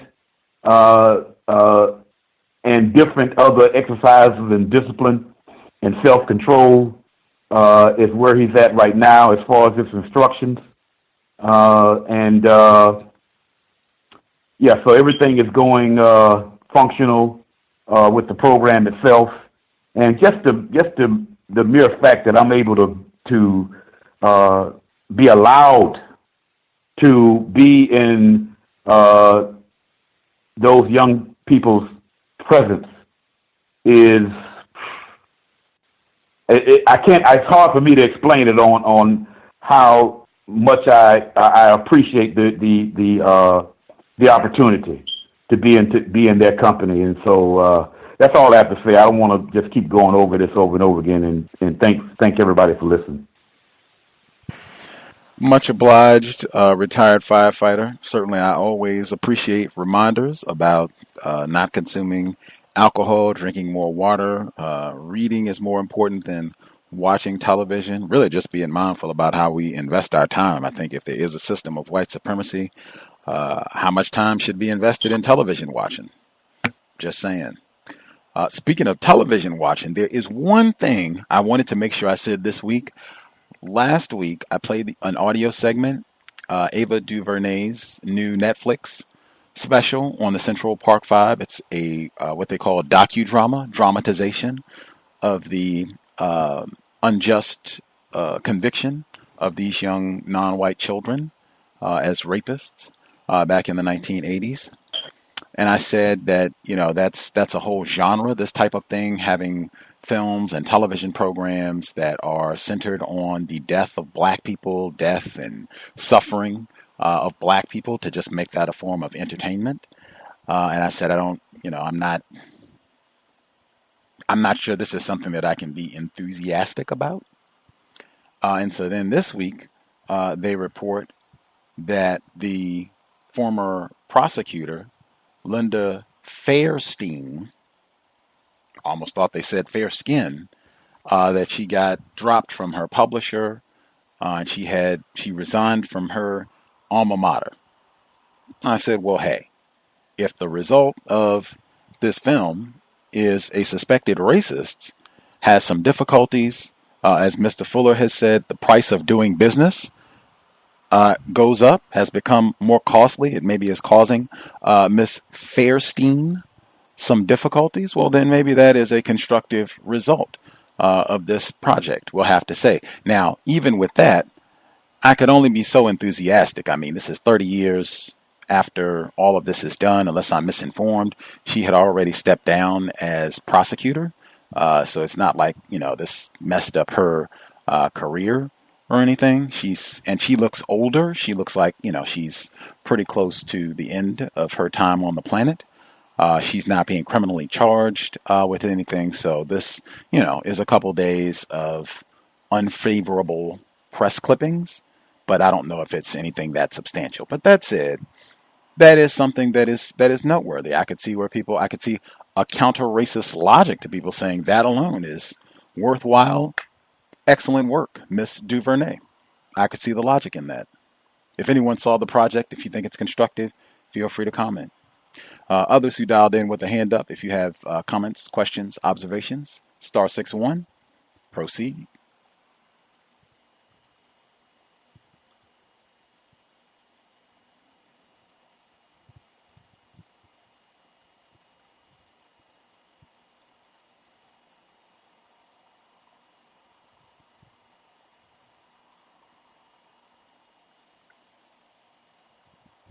See, while folks are, I guess, waiting to make sure they get their thoughts, questions in. Again, the yoga retreat, feel free to drop an email if you have questions or need additional details. There are pictures available on the blog. I'm trying to think about potential problems and making sure that we correct or make improvements from the first time around, refining as we proceed each time around. So once I have finals and know that we're proceeding moving forward, I'll be able to go through and get some of the details. I'll send out a questionnaire kind of email to everyone to give out more details and maybe even make some inquiries so that hopefully we will have the best experience possible while hanging out in California. Let's see. Comments. Wow. Folks get their thoughts or questions together. Let's see. The segment on Brazil, I am going to try to get our guest, we actually had several guests on Brazil about the numbers of killings and particularly the racism. It's a lot of black people. They have the highest population of black people in this hemisphere, unless I've been misinformed. That's one that I definitely want to make sure I'm following up on. I feel like I've been neglectful of doing more work of what's happening in Brazil. Brazil and pollution. Pollution was mentioned in James Lowen's Sundown Towns this week specifically, and talking about the dumpsters, all of the pollutants being specifically located in black areas. And that's another area where I'd said, man, there are direct books that I have right here in my library now where that's something that I wanted to make sure that we did some programs on. So hopefully this summer, that'll be 2 areas we'll be able to explore. Brazil, getting an update in white supremacy, racism, and how it's functioning there. And then the pollution, mega one. If there are listeners in the Seattle area, that documentary film is supposed to be airing tomorrow at the Langston Hughes Center. I was looking at information today. I just saw that report yesterday. I was looking at information really yesterday and today about the screening and contemplating going. I've been to the Langston Hughes Center before. If there are folks in the Seattle area might be interested in doing counter-racist work, asking a question or two, I think that is going down tomorrow. I think there is a fee. It's not exactly free to the public. If you think it would be worth your time and energy to check out, Let me know. I have done a few counter-racist field trips in the area with victims of racism before. So if you would be interested, Sunday afternoon, I think it's a 2 p.m. Airing for the film. Let me know if you would be interested. I might be willing to go. I was thinking I might be in the area anyway. So untiljustice@gmail.com. Untiljustice@gmail.com. Other folks who dialed in, folks still spectating, waiting to share, folks that had hands up or have their thoughts together.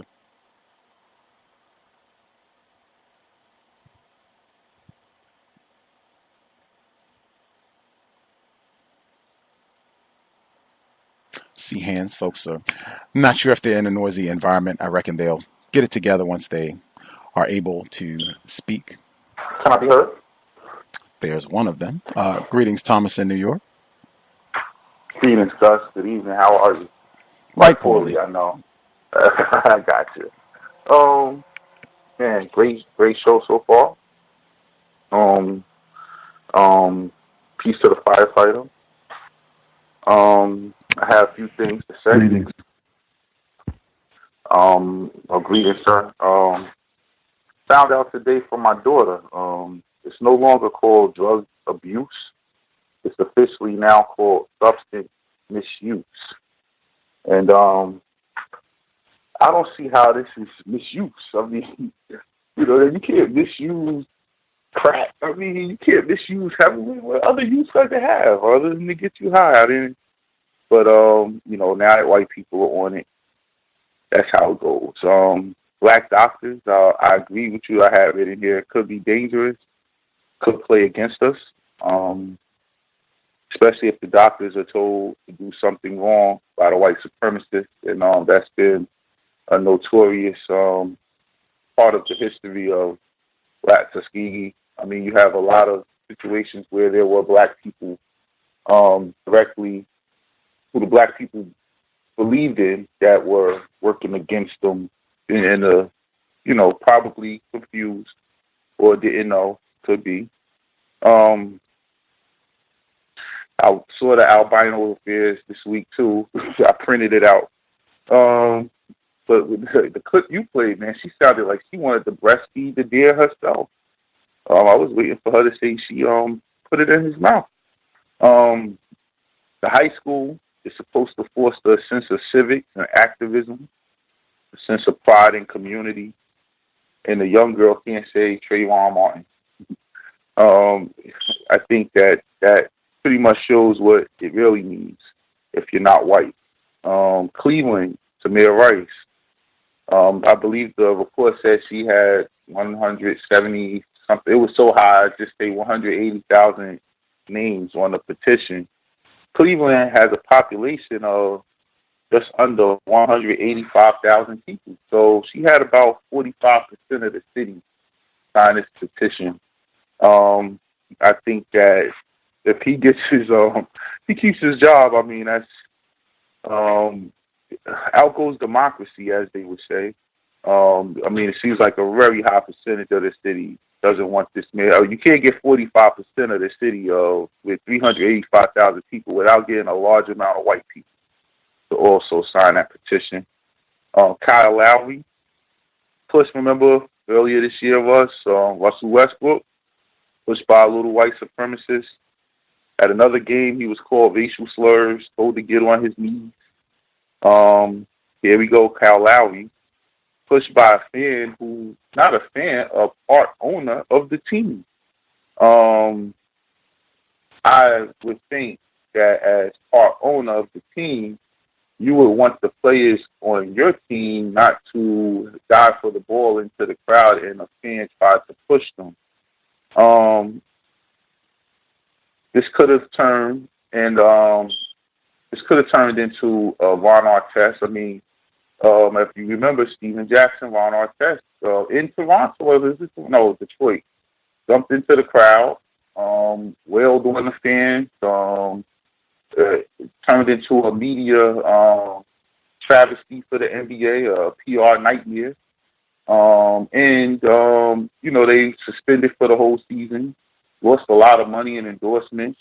I mean, this guy would have been justified, once again, a fan stepping over the boundaries of what you would think they could do. But this is a part owner. He should immediately be forced out of the NBA. Now, I would have, if I was Kyle Lowry, I know the firefighter had his stance, I would have made the referees have to make a decision.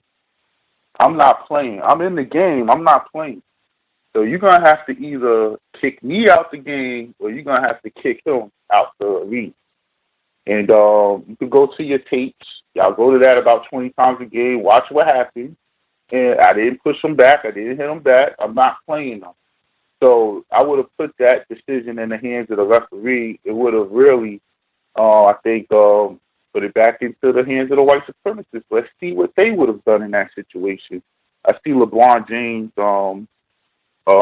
is calling for this man to be fired as well.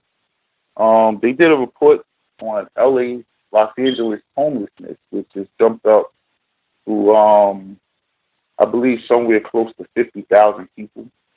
A couple of years ago, if not last year, the UN went to Skid Row, and they did a report, and over 40% of these people were listed as African American. And they had a part of the area, they said that they were there 2 years earlier in the same exact trash was in the same exact place. So it was 2 years. In fact, the city confirmed that they hadn't cleaned Skid Row in 2 years, and rats and all types of things. Terrible to see. But I mean, it's a system of white supremacy. What do you expect to see black people living in tents? I mean, they put out a bunch of pictures in the report that CNN did, and if you could go back to the UN report, you could pretty much see the demographic of the people that's there. The Central Park 5 docuseries, I saw the series. I want to talk about the case, not the movie. However, am I running out of time, Gus? Should I talk later? I got confused watching the clock. I was trying to make a note of what I wanted to say. So, yeah, I guess just finish. Yeah, go ahead. Okay, I was 12 when this happened. I remember having a sentiment at the time that they were guilty. I really feel bad about that. But it was the propaganda, the news, the courts made us feel like this was a open shut case, as the cops called it. That the kids admitted to the rape. They admitted to the attempted murder. They admitted to committing various assaults and crimes before and after the rape. So that's pretty much how I remembered it. When I look back, it angers me. I saw two or three of these brothers in Harlem on 125th Street in about 2013, and they were promoting their documentary at the time that came out about them. And I watched the documentary, and I was so angry after watching it because I remember being that 12-year-old who thought they did it. And the documentary, I think, was more in detail than the movie. The movie was pretty good. I usually don't like her work, but that was pretty good. This is what I realized from rehashing the events. One is I think the movie is being politicized due to Donald Trump being the president. I really personally think if he wasn't the president, they wouldn't have made a movie. It wouldn't have mattered. The only thing that made this story relevant was that he put out that ad in the paper, as far as for white people's mindset. And the second thing that stuck out to me that I've been studying feminism, and feminism is written by the feminists to be a movie broken down into 4 waves. First wave being the women's suffrage. Started back in the 1840s. They joined the abolitionist movement. They used black men. They didn't really care about the slavery, but they wanted black men to get equal rights, so then they could go to their white men and say, hey, I want the same rights you just gave that nigga. So it took them all the way until 1920 to get the vote, and then you get the second wave where they want to work. So they create the birth control pill. You have a whole bunch of things going on. You also have them packing themselves onto the civil rights movement. This is the 1960s. And And then you have the sex wars, and you get to the third shift. And this is where I got confused when I was studying it, because third wave is supposed to be the women's empowerment. And they write the movement as it starts with the Anita Hill trial. And they were out, how white women were so outraged about Biden-led all-white male Senate committee to interrogate her, to interrogate this black female like she was a black female. I mean, that's pretty much what they did. And I just never felt like white women really cared about that, but this is how they say the movement started. So when I sat and watched this movie, I realized that the Central 5 case was the start of that third wave of white feminism, women empowerment. In 1989, Linda Fairstein and Elizabeth Lederer, two women, lead the attack on these 5 black men. They knew that they broke the laws. They were minors. They didn't commit the crime. They had evidence that said someone else's sperm was used. They had the parents not there. I mean, everything about it was done recklessly. They even withheld evidence during the trial. And still, they went ahead with this to show that white women had the power. And they put these 5 young black males in prison. And I just thought that was, very important. Also, the white woman who they say is the victim, Trisha Mealy, she was raped and brutally beaten. However, according to history, I just can't believe her. White women have had a notorious history of lying about black people raping her. She woke up at some point during the rape and scratched the rapist. She had to realize it was one person there. I just don't believe her story where she lost her memory, but she could remember everything else that happened. I think that she just said, hey, punish them. And based off of history, Gus, Emmett Till, I mean, we could name so many people who did less. And the last thing I want to say about this was she was interviewed by Oprah, the victim, and she said that she was upset after the interview and another interview because Oprah did what she called victim blaming by asking her why was she in the park that evening. And, I think it was a great question. And just for context, 1989, New York City was the murder capital, 1,905 murders. The next year after that, 1990, they got to the 2,245. That's all-time record anywhere. So when you put that in context, why were you running around the park at 10 o'clock? The cases that these people did, that they tried, they should be all looked at. And I'll mute my line, Gus. Thank you. Much obliged, Thomas in New York. If anybody else, I guess if you saw the docudrama, if you thought it was constructive, Ms. DuVernay, I do want to make sure I'm explicit.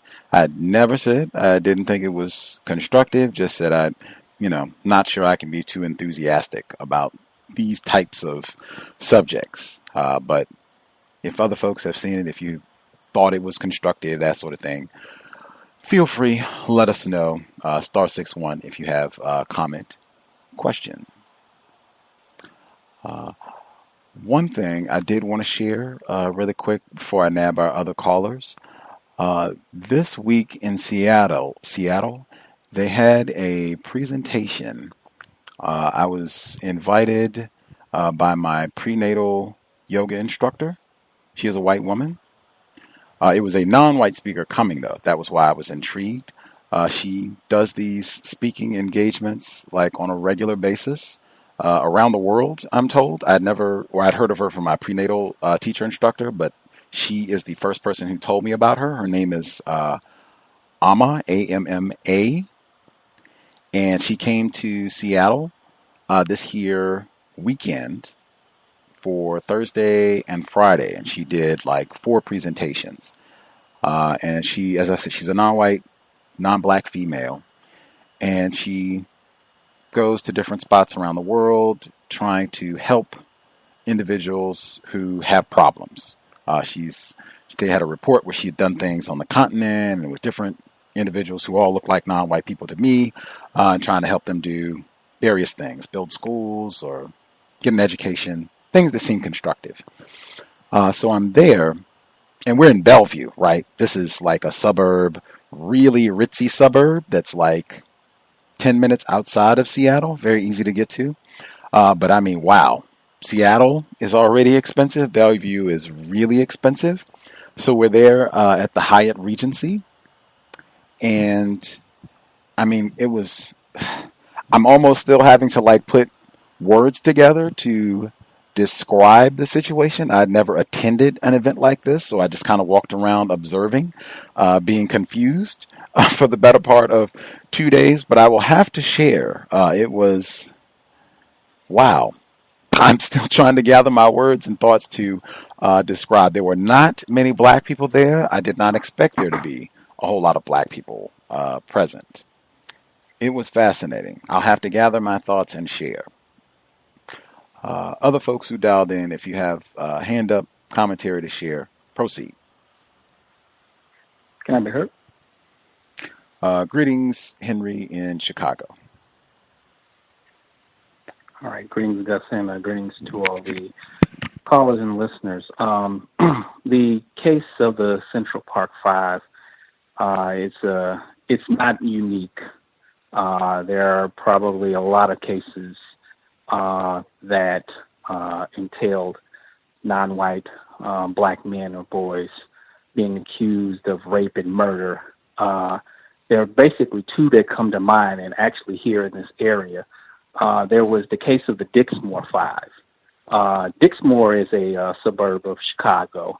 It was a case where five young non-white black males were accused of kidnapping and raping and murdering a 14-year-old non-white black girl. These men were charged with the rape and murder and were sentenced. However, DNA exonerated them. I think it was 2011 or 2012. However, what was interesting about that case, because the investigation led to a guy who was already in prison, who they linked the DNA to the victim. And what was interesting about that case was the prosecutor, the state's attorney prosecutor at the time, Anita Alvarez, she was very reluctant to exonerate these men, even though they had DNA evidence, because of the fact that she believed that the people that linked the DNA to the actual perpetrator might have been a case of necrophilia, where he might have found the body and had sex with it, which was absolutely ridiculous and absurd. But for those who don't remember who Anita Alvarez is, she was the prosecutor, or she was the state's attorney, who was part of the cover-up of the Laquan McDonald tapes that were hidden for a year before they were released. So Anita Alvarez, suspected racist, and actually state's attorney at the time. And then there was another case of the Ford Heights Four, another incident of four young black men who were accused of killing a white couple from Homewood, and they were exonerated as well after spending, decades in prison. The report on the medical report, I heard something that says, and I think it's no surprise that the life expectancy of white people out, is more than for non-white, especially black people. There was actually a report this week, and it listed two neighborhoods in Chicago here, Streeterville and Inglewood. The life expectancy of Streeterville, which is predominantly white, is 30 years more than Inglewood, which is predominantly black. So in Streeterville, your life expectancy is up to 90 years. Inglewood, your life expectancy is, maybe 60 or so, or 50, maybe less than that. But It was, it made me think about that particular report. And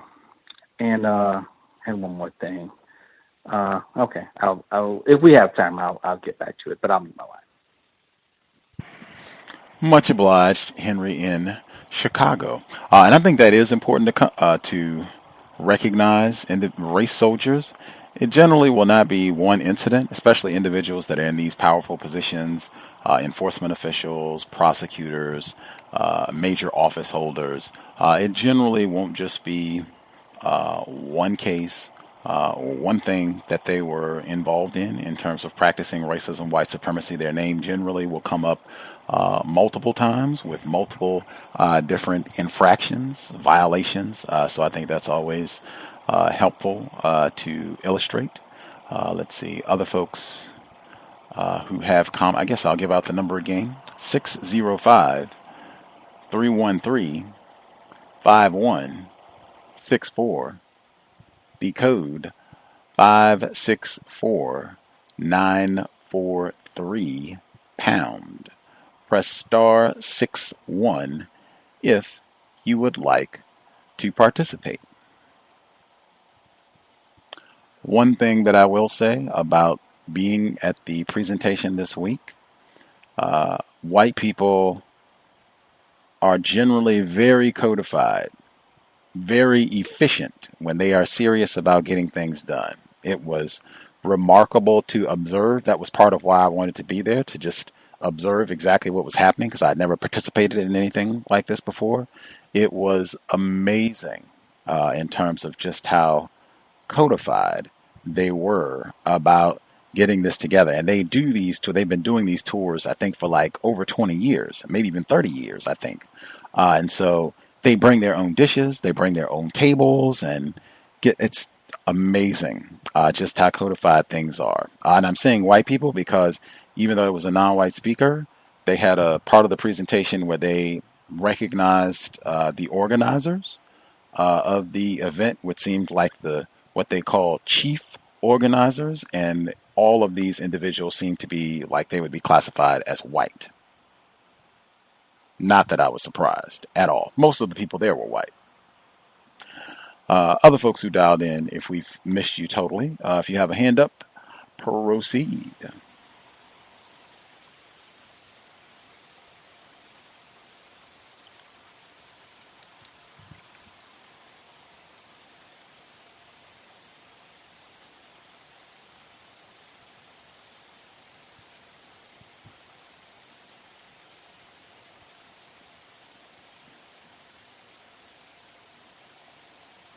Right now, folks, I guess was that someone? You were kind of low if you were speaking. Yes, sir. Can I be heard? Oh, okay, that's much better. Yes, sir. This is Amandi C. I was going to mention, I think 2 weeks ago, there was a conversation about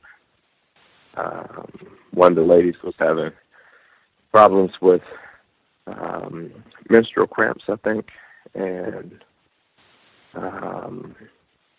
like some type of indigestion or so the other thing I was going to quickly say about moving bubbles of air out of your body is twisting your body to like an extremity, twisting your shoulders the opposite direction of your hips. But it's a similar motion that you would wring out a rag to twist it, and then you can move your knees and the range of motion that has. But when you do that twist and then hold it, everything, all the motions you need to do, you hold it for a while. But if you do that twist, you'll have the bowel movement, and you'll expel whatever gas you have. And also, like, there's the balls that people use to exercise on, those real big balls that people will like lay on and be laying backwards on or laying on their back. That's good to bend backwards. So at the pelvis, using that as a leverage point. So if you don't have one of those exercise balls, another thing you could do is just maybe on the arm of your couch or whatever, to lay back and, if I'm making sense, and bend backwards and hold that position. Eventually the air bubbles can move out of your system. My flight to this part of the world, I'm still in Africa. Before I came to Ghana, I made my way to Morocco, and the Arabs were unpleasant. But I made my way to Morocco. On my way to Morocco, before I got to the coast, I'm on the ocean, and there's chemtrail planes flying over the ocean, over the open ocean. When I get to the coast, there's chemtrail planes on the coast. When I get on the continent, I didn't see the chemtrail planes again, but anyway, but my point is that they were there, and they were there in North Africa. Reason being, because there's also albinos there in North Africa, these ice albinos, these white people, and these types of Arabs. Anyway, heat. It's getting hot. It's going to continue to get hot. White people, ice albinos, cannot withstand heat, fire, the sun. They can't withstand it. And then, again, back to explaining what's happening to black people in America.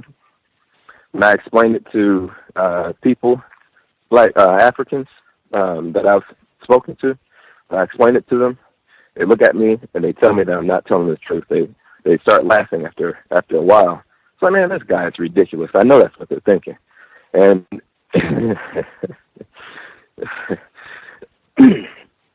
it's ridiculous that they think it's ridiculous. But whatever.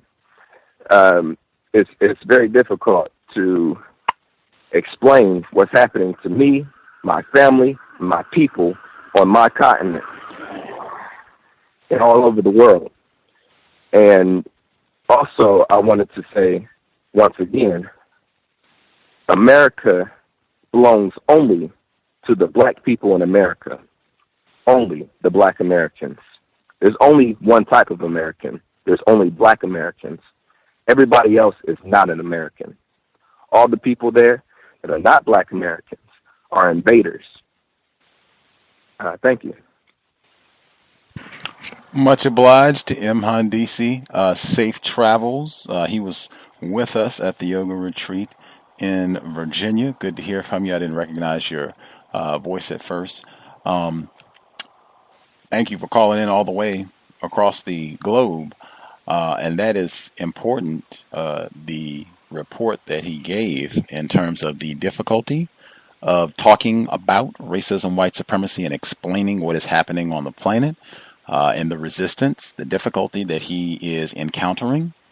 That is not a surprise. And if anything, that is just further evidence of how difficult this problem is to resolve, and how successful racists have been worldwide. That seems to be pretty typical of the response that you get anywhere on the planet when talking to non-white people. Not all the time, but certainly that is very, very common, where it is extremely difficult to talk to other victims of racism, non-white people, about, hey, what is the biggest problem on this planet right now that is impacting the both of us?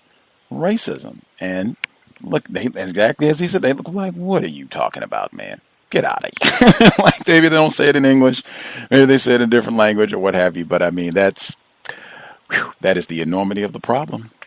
Other folks who dialed in, if you have commentary to share, questions, observations, *61.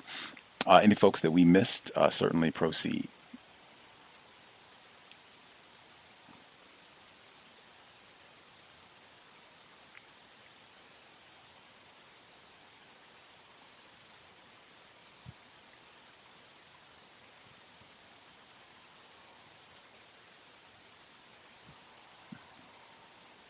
while we're waiting for other folks to get to a spot where they can chat and what have you.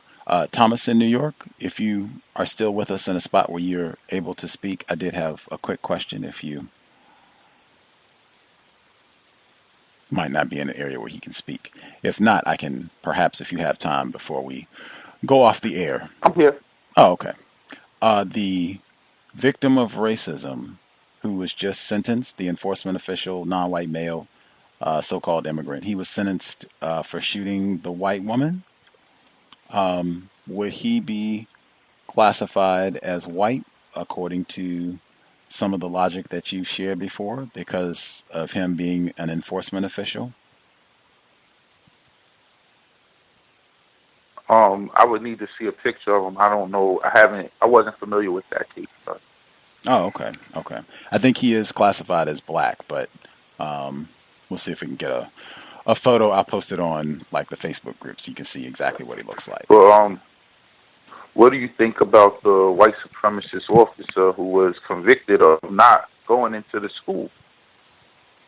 I thought he was charged. I didn't think, was he convicted or was he just charged? Charged, my mistake. Okay. This is the Parkland shooting for folks that are listening down in Florida. I thought that was important. I almost had an audio clip about that as well. Can't play everything. But I thought that was important, them saying that he was incorrect for not acting, not confronting this shooter, because I feel that whites display that sort of inaction with regards to racism, white supremacy all the time, and it's never looked at as, oh, you should have done something. It was your duty to do something about this, to intercede. And I did think that that was important, saying that this white man had a duty to intercede and to stop this attack, and he didn't do so. This enforcement official had a duty to attack and didn't do so. And I think he's facing, I think it's 11 different counts. It's not even just one charge against him. I thought it was, extremely important. Yeah, I thought so too. And I said, if it was, if the report came over the microphone that a bunch of black kids was in the school shooting the school up, I think he would have went in there. I don't know. But that was my only question for you guys. Mm-hmm. I'll say another quick one as well. Folks are kind of they get to a quiet area or whatever. They just need some moments to get their notes together. Here in the Seattle area, there were a group of hikers, suspected racists. I suspect these are white people. They were climbing Mount Rainier, which is a popular activity, do the hiking and all that. REI headquarters is here in Seattle. So they're hiking and they got stuck up there, and they had to send a rescue helicopter up to get them. And they had a big story. You can go to the Seattle Times and you can read it. They had a big story. They got some of them down. The photographs that they showed, the guy, he looks like he'd be a suspected racist, a white guy. And they got him down. He's talking about, it was harrowing. And, oh my gosh, this.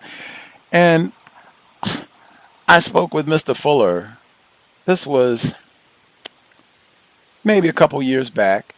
And he said that white people, they complain that if they gave up racism, sometimes they'll say that they would lose out on a lot. It'd be really expensive to do away with racism, do the repairs of white supremacy racism, how they've mauled and molested non-white people, black people worldwide. And he says, whites, they waste a lot of money worldwide on a lot of things. And he said, wars, going around shooting and killing people. They just make up, phony wars and waste billions and trillions of dollars on that. And sometimes they'll say so in the process. And he said Christopher Reeves, formerly Superman, out riding a horse, ended up breaking his back and having to pay money for somebody to take care of him for the rest of his life. Paraplegic, as they say, that costs a lot of money for private nursing care and all those health care bills. And even if he hadn't got hurt, just for the stable fees. Didn't they have the Belmont Stakes today? All of that, all of the money that goes into that, even their athletic contests, the finals and things, they have a billionaire just to shove and practice racism, all of the money that goes into that. How much confetti do they spend? And flowers and champagne and just nonsense. They waste tons of resources. That's what I thought of when I saw that report this week, stranded up on Mount Rainier. Some things that are totally unnecessary, given all the things that should be a priority. People that don't have enough food, don't have clean water, don't have adequate housing, all of the problems. Whites with their opioid problem, right? All the things that are problems. We have to get a helicopter, all of this money to go up to Mount Rainier to get stranded whites. Only in a system of racism, white supremacy. But that sort of thing is exhibited all the time, like flagrant waste, flagrant just expenditure of time, energy, and resources on things that are totally useless and unnecessary, just flaunting the worthlessness of black life, non-white people in general. Other folks have comments, or folks spectating?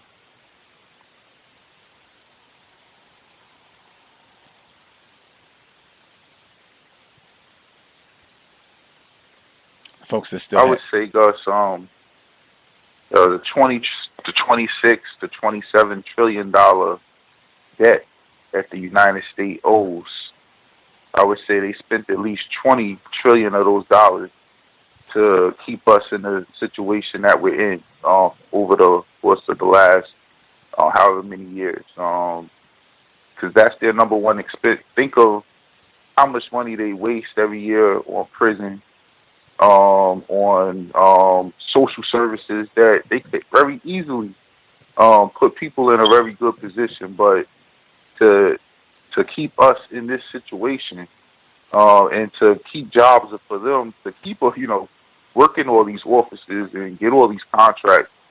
I mean, just think of how much money they spend on that. And Rikers Island, $355,000 a year to house one juvenile prison. I mean, that's ridiculous. That's most of the debt. Khalif Browder, that right there, locking up black people over nonsense. Dr. Welsing, I think, had even talked about that. The number of black people that get locked up for nonsense, wasting time, energy, resources that easily could be, invested in lots of other things. They could have 5G for everybody with all the time and money and resources that you'd wasted, And again, white people are not ignorant about this. I can't amplify that enough. This is not a problem of them being misinformed. This is what they want. That's the conclusion Mr. Fuller said that he came to painfully. It wasn't like he was bragging and jumping up and down. It was, man, this is, tragic. But hey, I mean, you have to face reality as is. And he said that was his conclusion. This is what they want. They like it. Embarrass you, humiliate you. Yes, ride around and waste food in front of you while you are starving. This is what they want. Number again, 605-313-5164. The code 564943 #. Press *61 if you would like to participate. Mr. James Lowen, in his text, he did make a suggestion that companies are reluctant to move to predominantly white towns, at least some of them, because it might be difficult to find their black managers housing in predominantly white towns that would be hostile to selling a house or renting property to Negroes. And I said, wow, because he didn't have evidence. He had a footnote, but it was just like a conversation that he had with a person, a random individual. And I said, wow, I need more substantial evidence to corroborate that point. Do we have any folks that are listening in where you have worked at a company, organization, they were going to relocate maybe, or were thinking about relocating, and you heard commentary that, oh, wait a minute, well, we were looking at one such spot, but we had to give some second thoughts because they are a pretty much all white town, and they are a little hostile to Negroes, and Carl is doing great work for us. We want to make sure that he and his family are taken care of. So I don't know if we're going to move. Has that been anybody's experience? We have anybody who's in management experience, companies relocated, I would definitely appreciate hearing that. That one did not exactly ring, or that one seemed suspicious. There was not enough evidence to support such a claim, so I would definitely be eager in hearing if anyone has detailed personal experience with that regard. We miss anybody? Other folks have a hand up?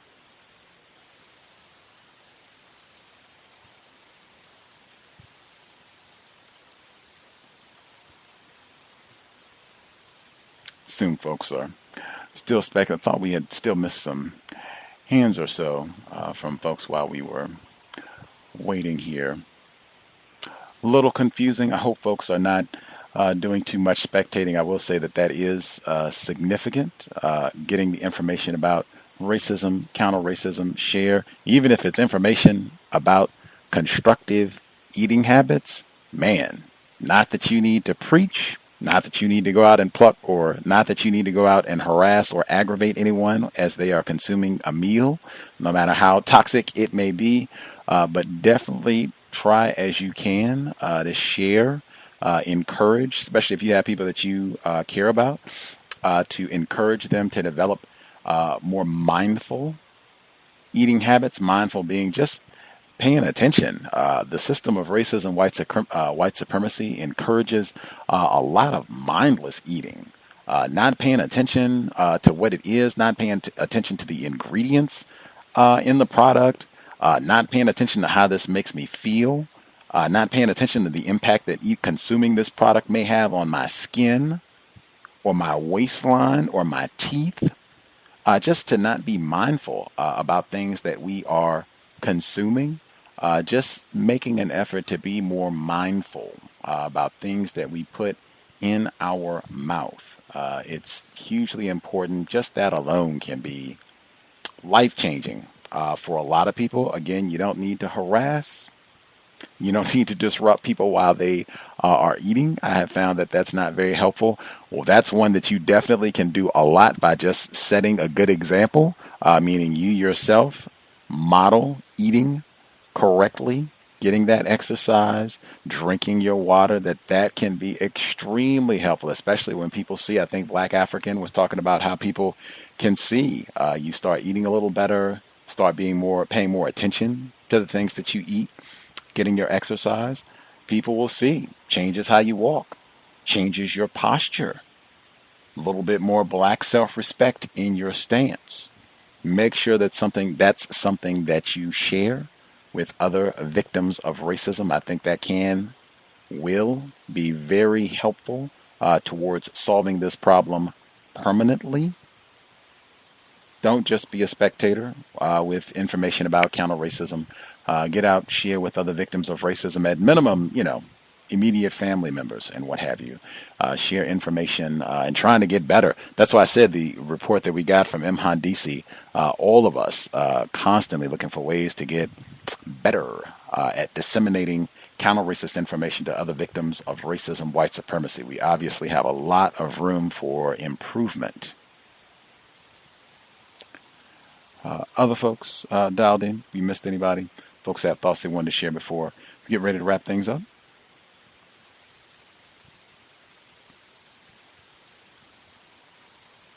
Hey, Gus, I had a couple more things to say at this time. Proceed, Thomas in New York. Okay, a few things I saw this week was there was a Chinese woman in New York who was renting out her apartment for Airbnb, and a group of black males went to stay there, and she called one of them a monkey, and kicked them out in the middle of the night. Told the police she didn't feel safe with black males staying in her house.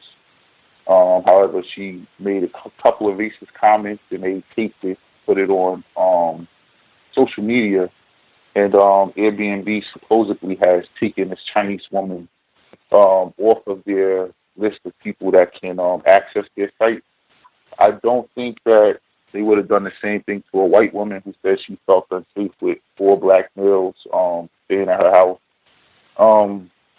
Another story this week was a young man.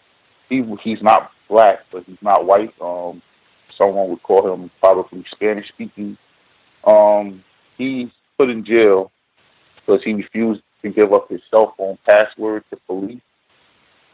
His story, you say sobriety will be death. He was caught smoking marijuana in his car, pulled over by the police. When they searched his person, he had 2 valves of cannabinoid oil, which is illegal in Florida. Tampa, this happened in. And as they searched the car, they found a gun in the glove compartment, but it was lawful. So they arrested him. And while they had him handcuffed, his phone rang, and it was like you could read the text as it popped off. Said, "Did you get that?" or something like that. So they asked him to unlock his phone. He refused. They put him in jail, let him go. He was given a misdemeanor. 4 days later, the police come to his house and with a warrant from a judge asking him to unlock his phone. He refused. They bring him before the judge. The judge asked him. He refused.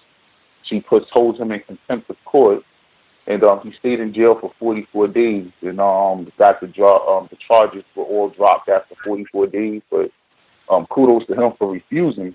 But this is the next step they're going. Alabama, local government seizes countless kids based off of falsified drug test results. A white woman testing people for drug tests, taking their kids, not even running the scans under the computer. Mostly all black people that went through there, their kids were taken. She didn't test them at all. She just took the money from the government for doing it. Over millions of dollars over the years, until she did it to a white woman who went to the doctor who was put there, and he said, "I never tested this specimen," and that's how the whole thing got uncovered. So all these years, for I think it's 10 years in the article, they've been taking black people's kids for falsified drug tests. And Red in Ohio says, I think it was Red. I want her to look up an article. DARPA new project is investing millions in brain-machine interface, also known as BMIs, brain-machine interface, for you to interface your brain directly to the internet. I meet my line. Thank you, Gus. Yeah. Much obliged, Thomas in New York. Again, I think I and others on the broadcast have mentioned before about not consenting to searches without a warrant, searches of your person, your property, your vehicle, your residence, because that'll be suggested often, sometimes even from other victims of racism, that, if enforcement officials stop you, let me just, let me take a quick look and you'll be on your way. Do not do it. That can have devastating consequences. In this case, the victim that you mentioned, I think you said even they got the warrant and he still refused, and they held him in custody for 45 days, which can present a whole lot of other problems. And then they ultimately dropped all the charges. But that's going to be that's already developing in what they call a new frontier of consent and privacy, the mobile devices and all of that, and having to unlock that material. Wow. Other folks who dialed in with a hand up, did we miss anybody? Folks that we've not heard from? May I be heard? Yes, sir. Yes. Good evening. Greetings to the callers. Good evening, Gus. Hope everybody's having a constructive evening. If you would indulge me, I want to share part of my journal from a couple of days ago, and I wanted to get everybody's view on if I reacted correctly, or if any improvements that I can make in my reactions. So this is from the 26th of May, reviewing a suspected incident of racist white supremacy practice on me earlier today. Standing on the street near the entrance of a subway station, I hear a part of a woman's conversation. I ascertain she's looking for confirmation of directions she's been given. Immediately, I prepare myself for interaction, and as predicted, the woman I suspect would be classified as white approaches me and states, "Can I ask you a question? You're just standing here. You should expect questions." Now, I instinctively complied, but a secondary thought occurs to me, so I'm obliged to answer your questions and be assistant to you because you're a white person. Her first question was confirmation that she could access the subway line to reach her destination. I reply yes. Now she asks a follow-up question, to which I reply, I couldn't tell you. She nods and walks away. What I thought of doing was to stop and ask the question, which I thought would be a more accurate and proper response. But I concluded not to continue my interaction with the swine, if I recall the acronym correctly. I did think how easy we fall back into conditioned behaviors when interacting with racist suspects. Like I said, I would appreciate anybody's views about how I could better be prepared for things like that, and I'll leave my line. Thank you. Much obliged, sir. Other folks can certainly give their thoughts. I think all of us are still learning, so each of those interactions kind of gives you an opportunity to refine and adjust your code so that it'll work for you, work best for you. I think in those type of situations, when you're out in public, and this is not like a planned interaction, like this is not a white person that you know in a job setting or another circumstance where you know this individual and you're going to be around them, so you kind of know their tendencies and what to expect, where it's just some random individual talking to you.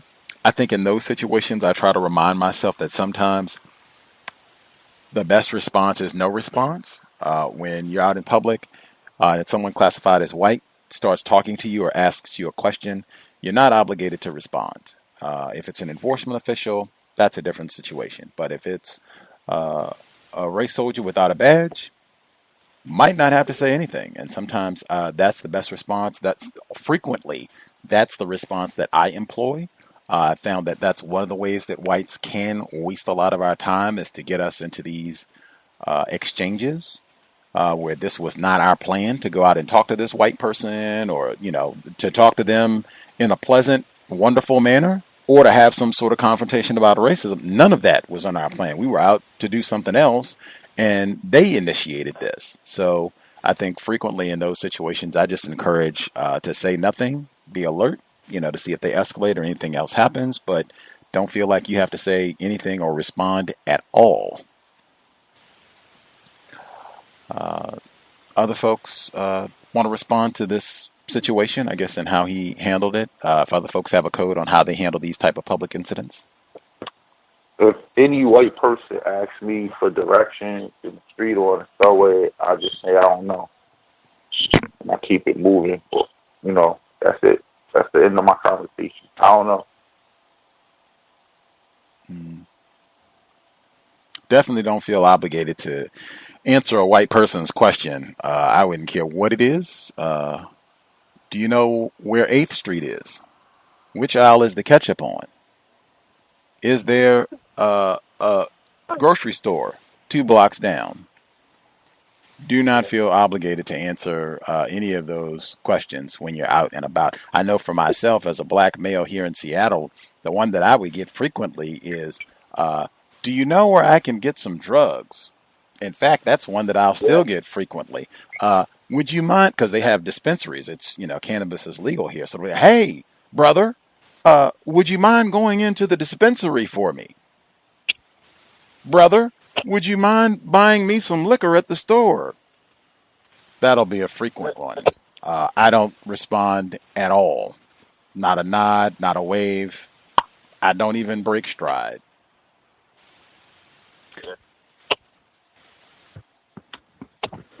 Same here. Also, the advent of white people asking for money. Rejection.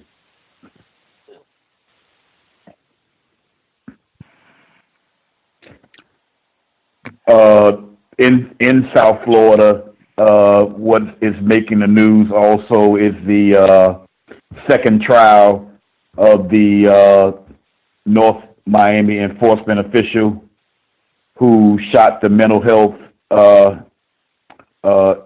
employee. They still haven't gotten a clear decision yet. on his, I believe, manslaughter trials. The first instance went to a mistrial, I think it's called, when it's kind of like a tied in the vote out of the jury. And this is actually the second court appearance. As one would look at a picture of this enforcement official, I would state that he does not qualify as a white person.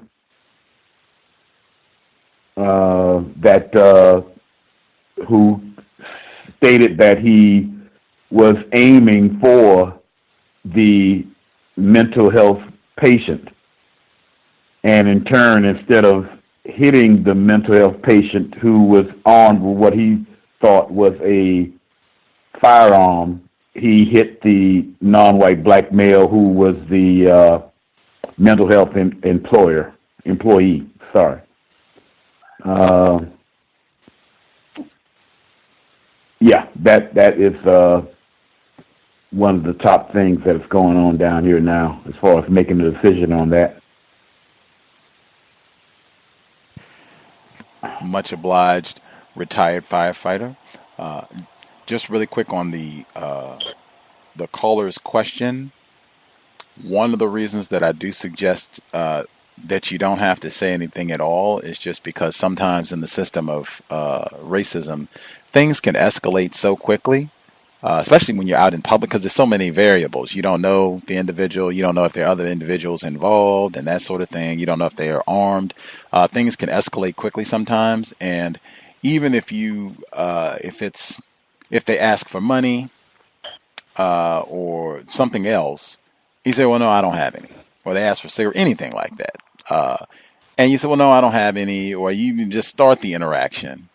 And then now they can respond. So what do you mean you don't have any? What do you mean you don't know? They boom, boom, boom, boom, boom, and they keep talking. Sometimes that can be all it takes for things to escalate. Just you say something and then they respond and blah, blah, blah. Like, I'm very much of the opinion, especially if you have any reason to suspect this person might be a racist, or this is not in your agenda at all. You have any reason to think that this is not a person that I want to engage with right now. I didn't have this on my schedule for my Saturday, June 8th.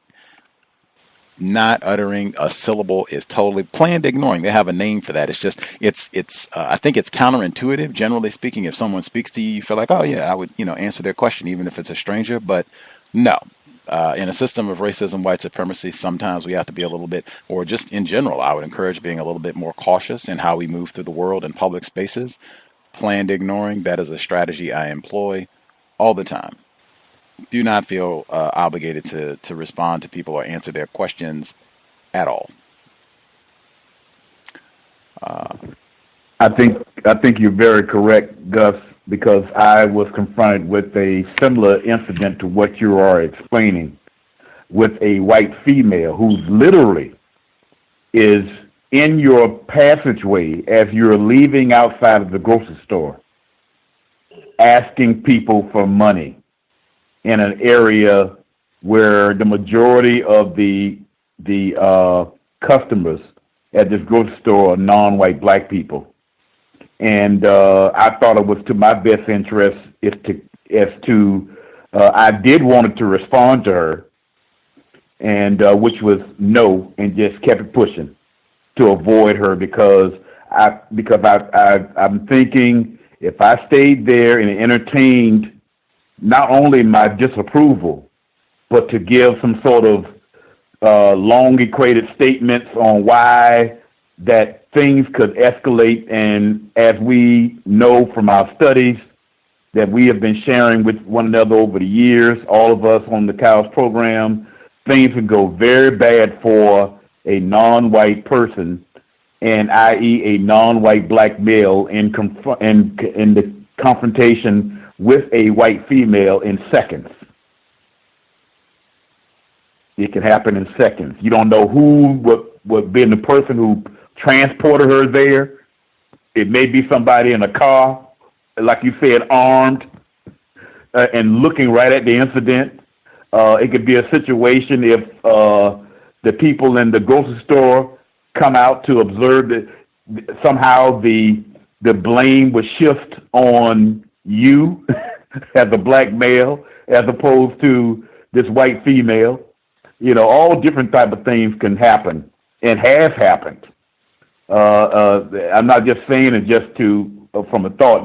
There's some past experiences where this is actually have twisted to the point to whereas it was the person who was harassed, the non-white person who was harassed, who actually ends up being the victim of this type of confrontation. So all those things ought to be considered. Any other folks have comment, question, observation they wanted to make sure we got in? Anybody we missed completely, or any last few comments, questions before we get ready to conclude? May I be heard? Greetings, caller in Florida. Yes, sir. Thank you very much, sir. Greetings to Gus, the host, the listeners and callers. The segment about, I think that was the Young Turks, where I did hear that metaphor about the Stanford case and Bill Cosby. I had never heard of that phrasing either.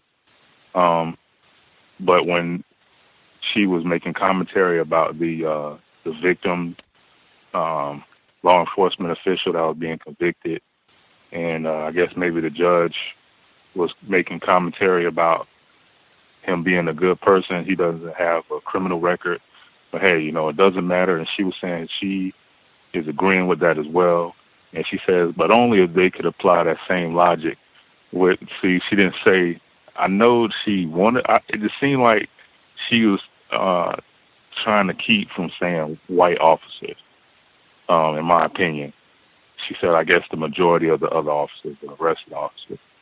But the thing was just to refer to that rape case, that I think that is the case where the suspected racist judge, maybe it was a female or a male, was saying, oh, well, we don't want to ruin this person's career or his future. I could be incorrect, but the other story where I think it was about the baby deer, the fawn. I agree too about how they were describing, like, oh man, this looks so rare, and I don't even think that they even say the term white. They just said albino and fair, and they were saying, we have to watch for the summer coming up and the eyes and the skin or whatever. So it's just very interesting how they place a high priority on the animal or the creature, especially if it's albino. But I definitely want to also make a comment about eating healthy, and I'm definitely trying to do that myself. Because like my dad, he was neglected, and it wasn't necessarily, he was in the hospital because he had cancer, and he was transported to, I guess, like a rehabilitation center because he had his leg cut off. And he lived a pretty sad life, and they stole his items. They took things from him, and he got pneumonia, and he pretty much died from, the cancer. They wasn't giving him the cancer treatment, so he was just treated just very terribly. And I think he definitely could have lived a longer life. So that's a good point about the life expectancy. But just, keeping a healthy existence and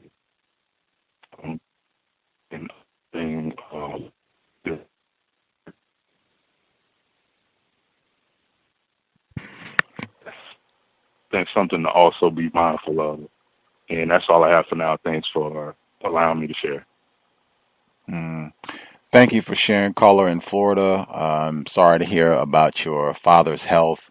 Again, that is, the deliberate design of white supremacy. And in fact, Dorothy Roberts, 3-time guest on the Context of White Supremacy. The first time she was a guest on the program, we had a listener ask her about black people getting higher rates of amputations. She went back and did the research. She included it in her second book, Fatal Invention. Or no, that's her third book. She included in her third book, Fatal Invention, that black people indeed do get higher rates of when they have to remove a limb or amputations. They get higher rates of amputations. And she thinks that that is racism, white supremacy. As you stated, them not getting quality care to address these problems from the Coonman, and then the bad diet and all of that. That is also racism, white supremacy, which leads to these drastic measures, which obviously, destroy, well, I won't say destroy, but I mean, greatly reduce your quality of life. I mean, you would much rather, avoid amputation, if at all possible, I would think. Common sense. But yes, thank you for sharing about your father. I'm sure a lot of victims of racism have relatives and people that they care about that they can reference who have been victimized in this manner by the system of white supremacy. So just trying to do what we can in a very toxic environment to eat better, take care of ourselves, see that as a critical component of counter-racism. Anybody have any other final thoughts they wanted to make sure they get in before we get ready to conclude? That you can get in 60 seconds or less. Any other folks?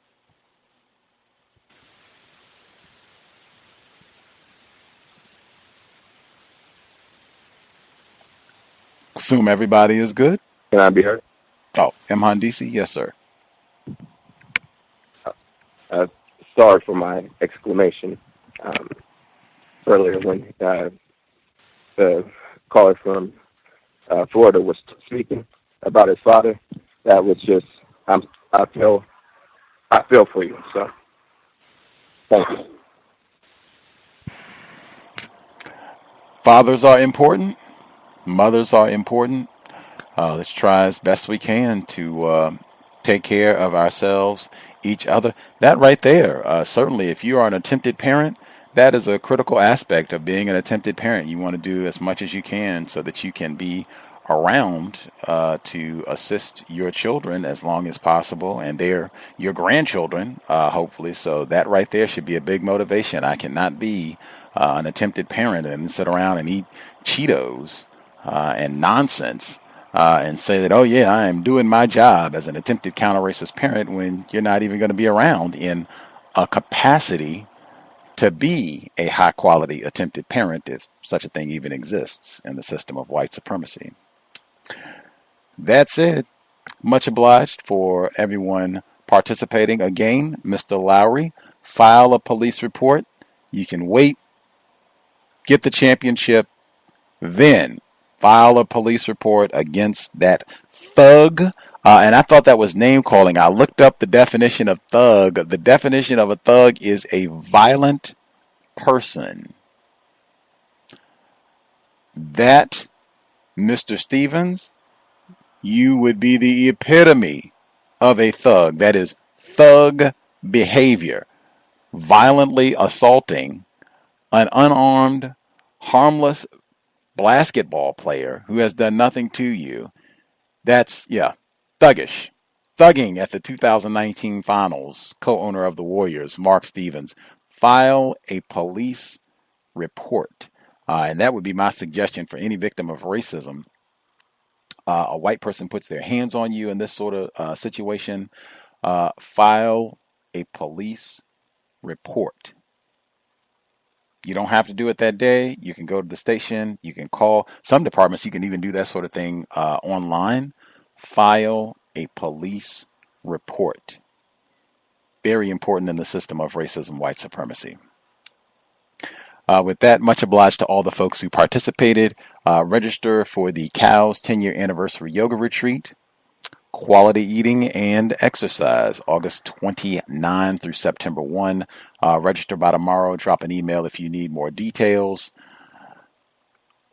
Sobriety would be best under conditions of white supremacy. Lots of non-white people are further abused, taken advantage of, and we're not thinking correctly, have been using those poisons that racists disseminate. Let's keep our brain computer operating optimally. In addition to being sober, let's be buckled up every time we are in a vehicle, passenger or driver. Let's do all that we can to minimize contact with race soldiers, badge or no. Let's stay off the cell phone as well. That's another method that they use to cause a lot of unnecessary problems. Talk once we are parked.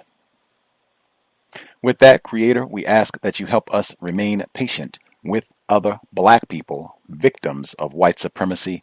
We ask that you help us remain patient with ourselves. Remind us to demonstrate the highest levels of black self-respect at all times, in all places, each and every time we are in contact with another black person. It has been time. Replace white supremacy with justice immediately. Cal signing out. Thanks all for tuning in. Nigga, you so brainwashed. I'm a victim, brother. Problem. You're a victim. I'm a victim of 400 years of conditioning. Shut up. The man has programmed my conditioning. Even my conditioning has been conditioned.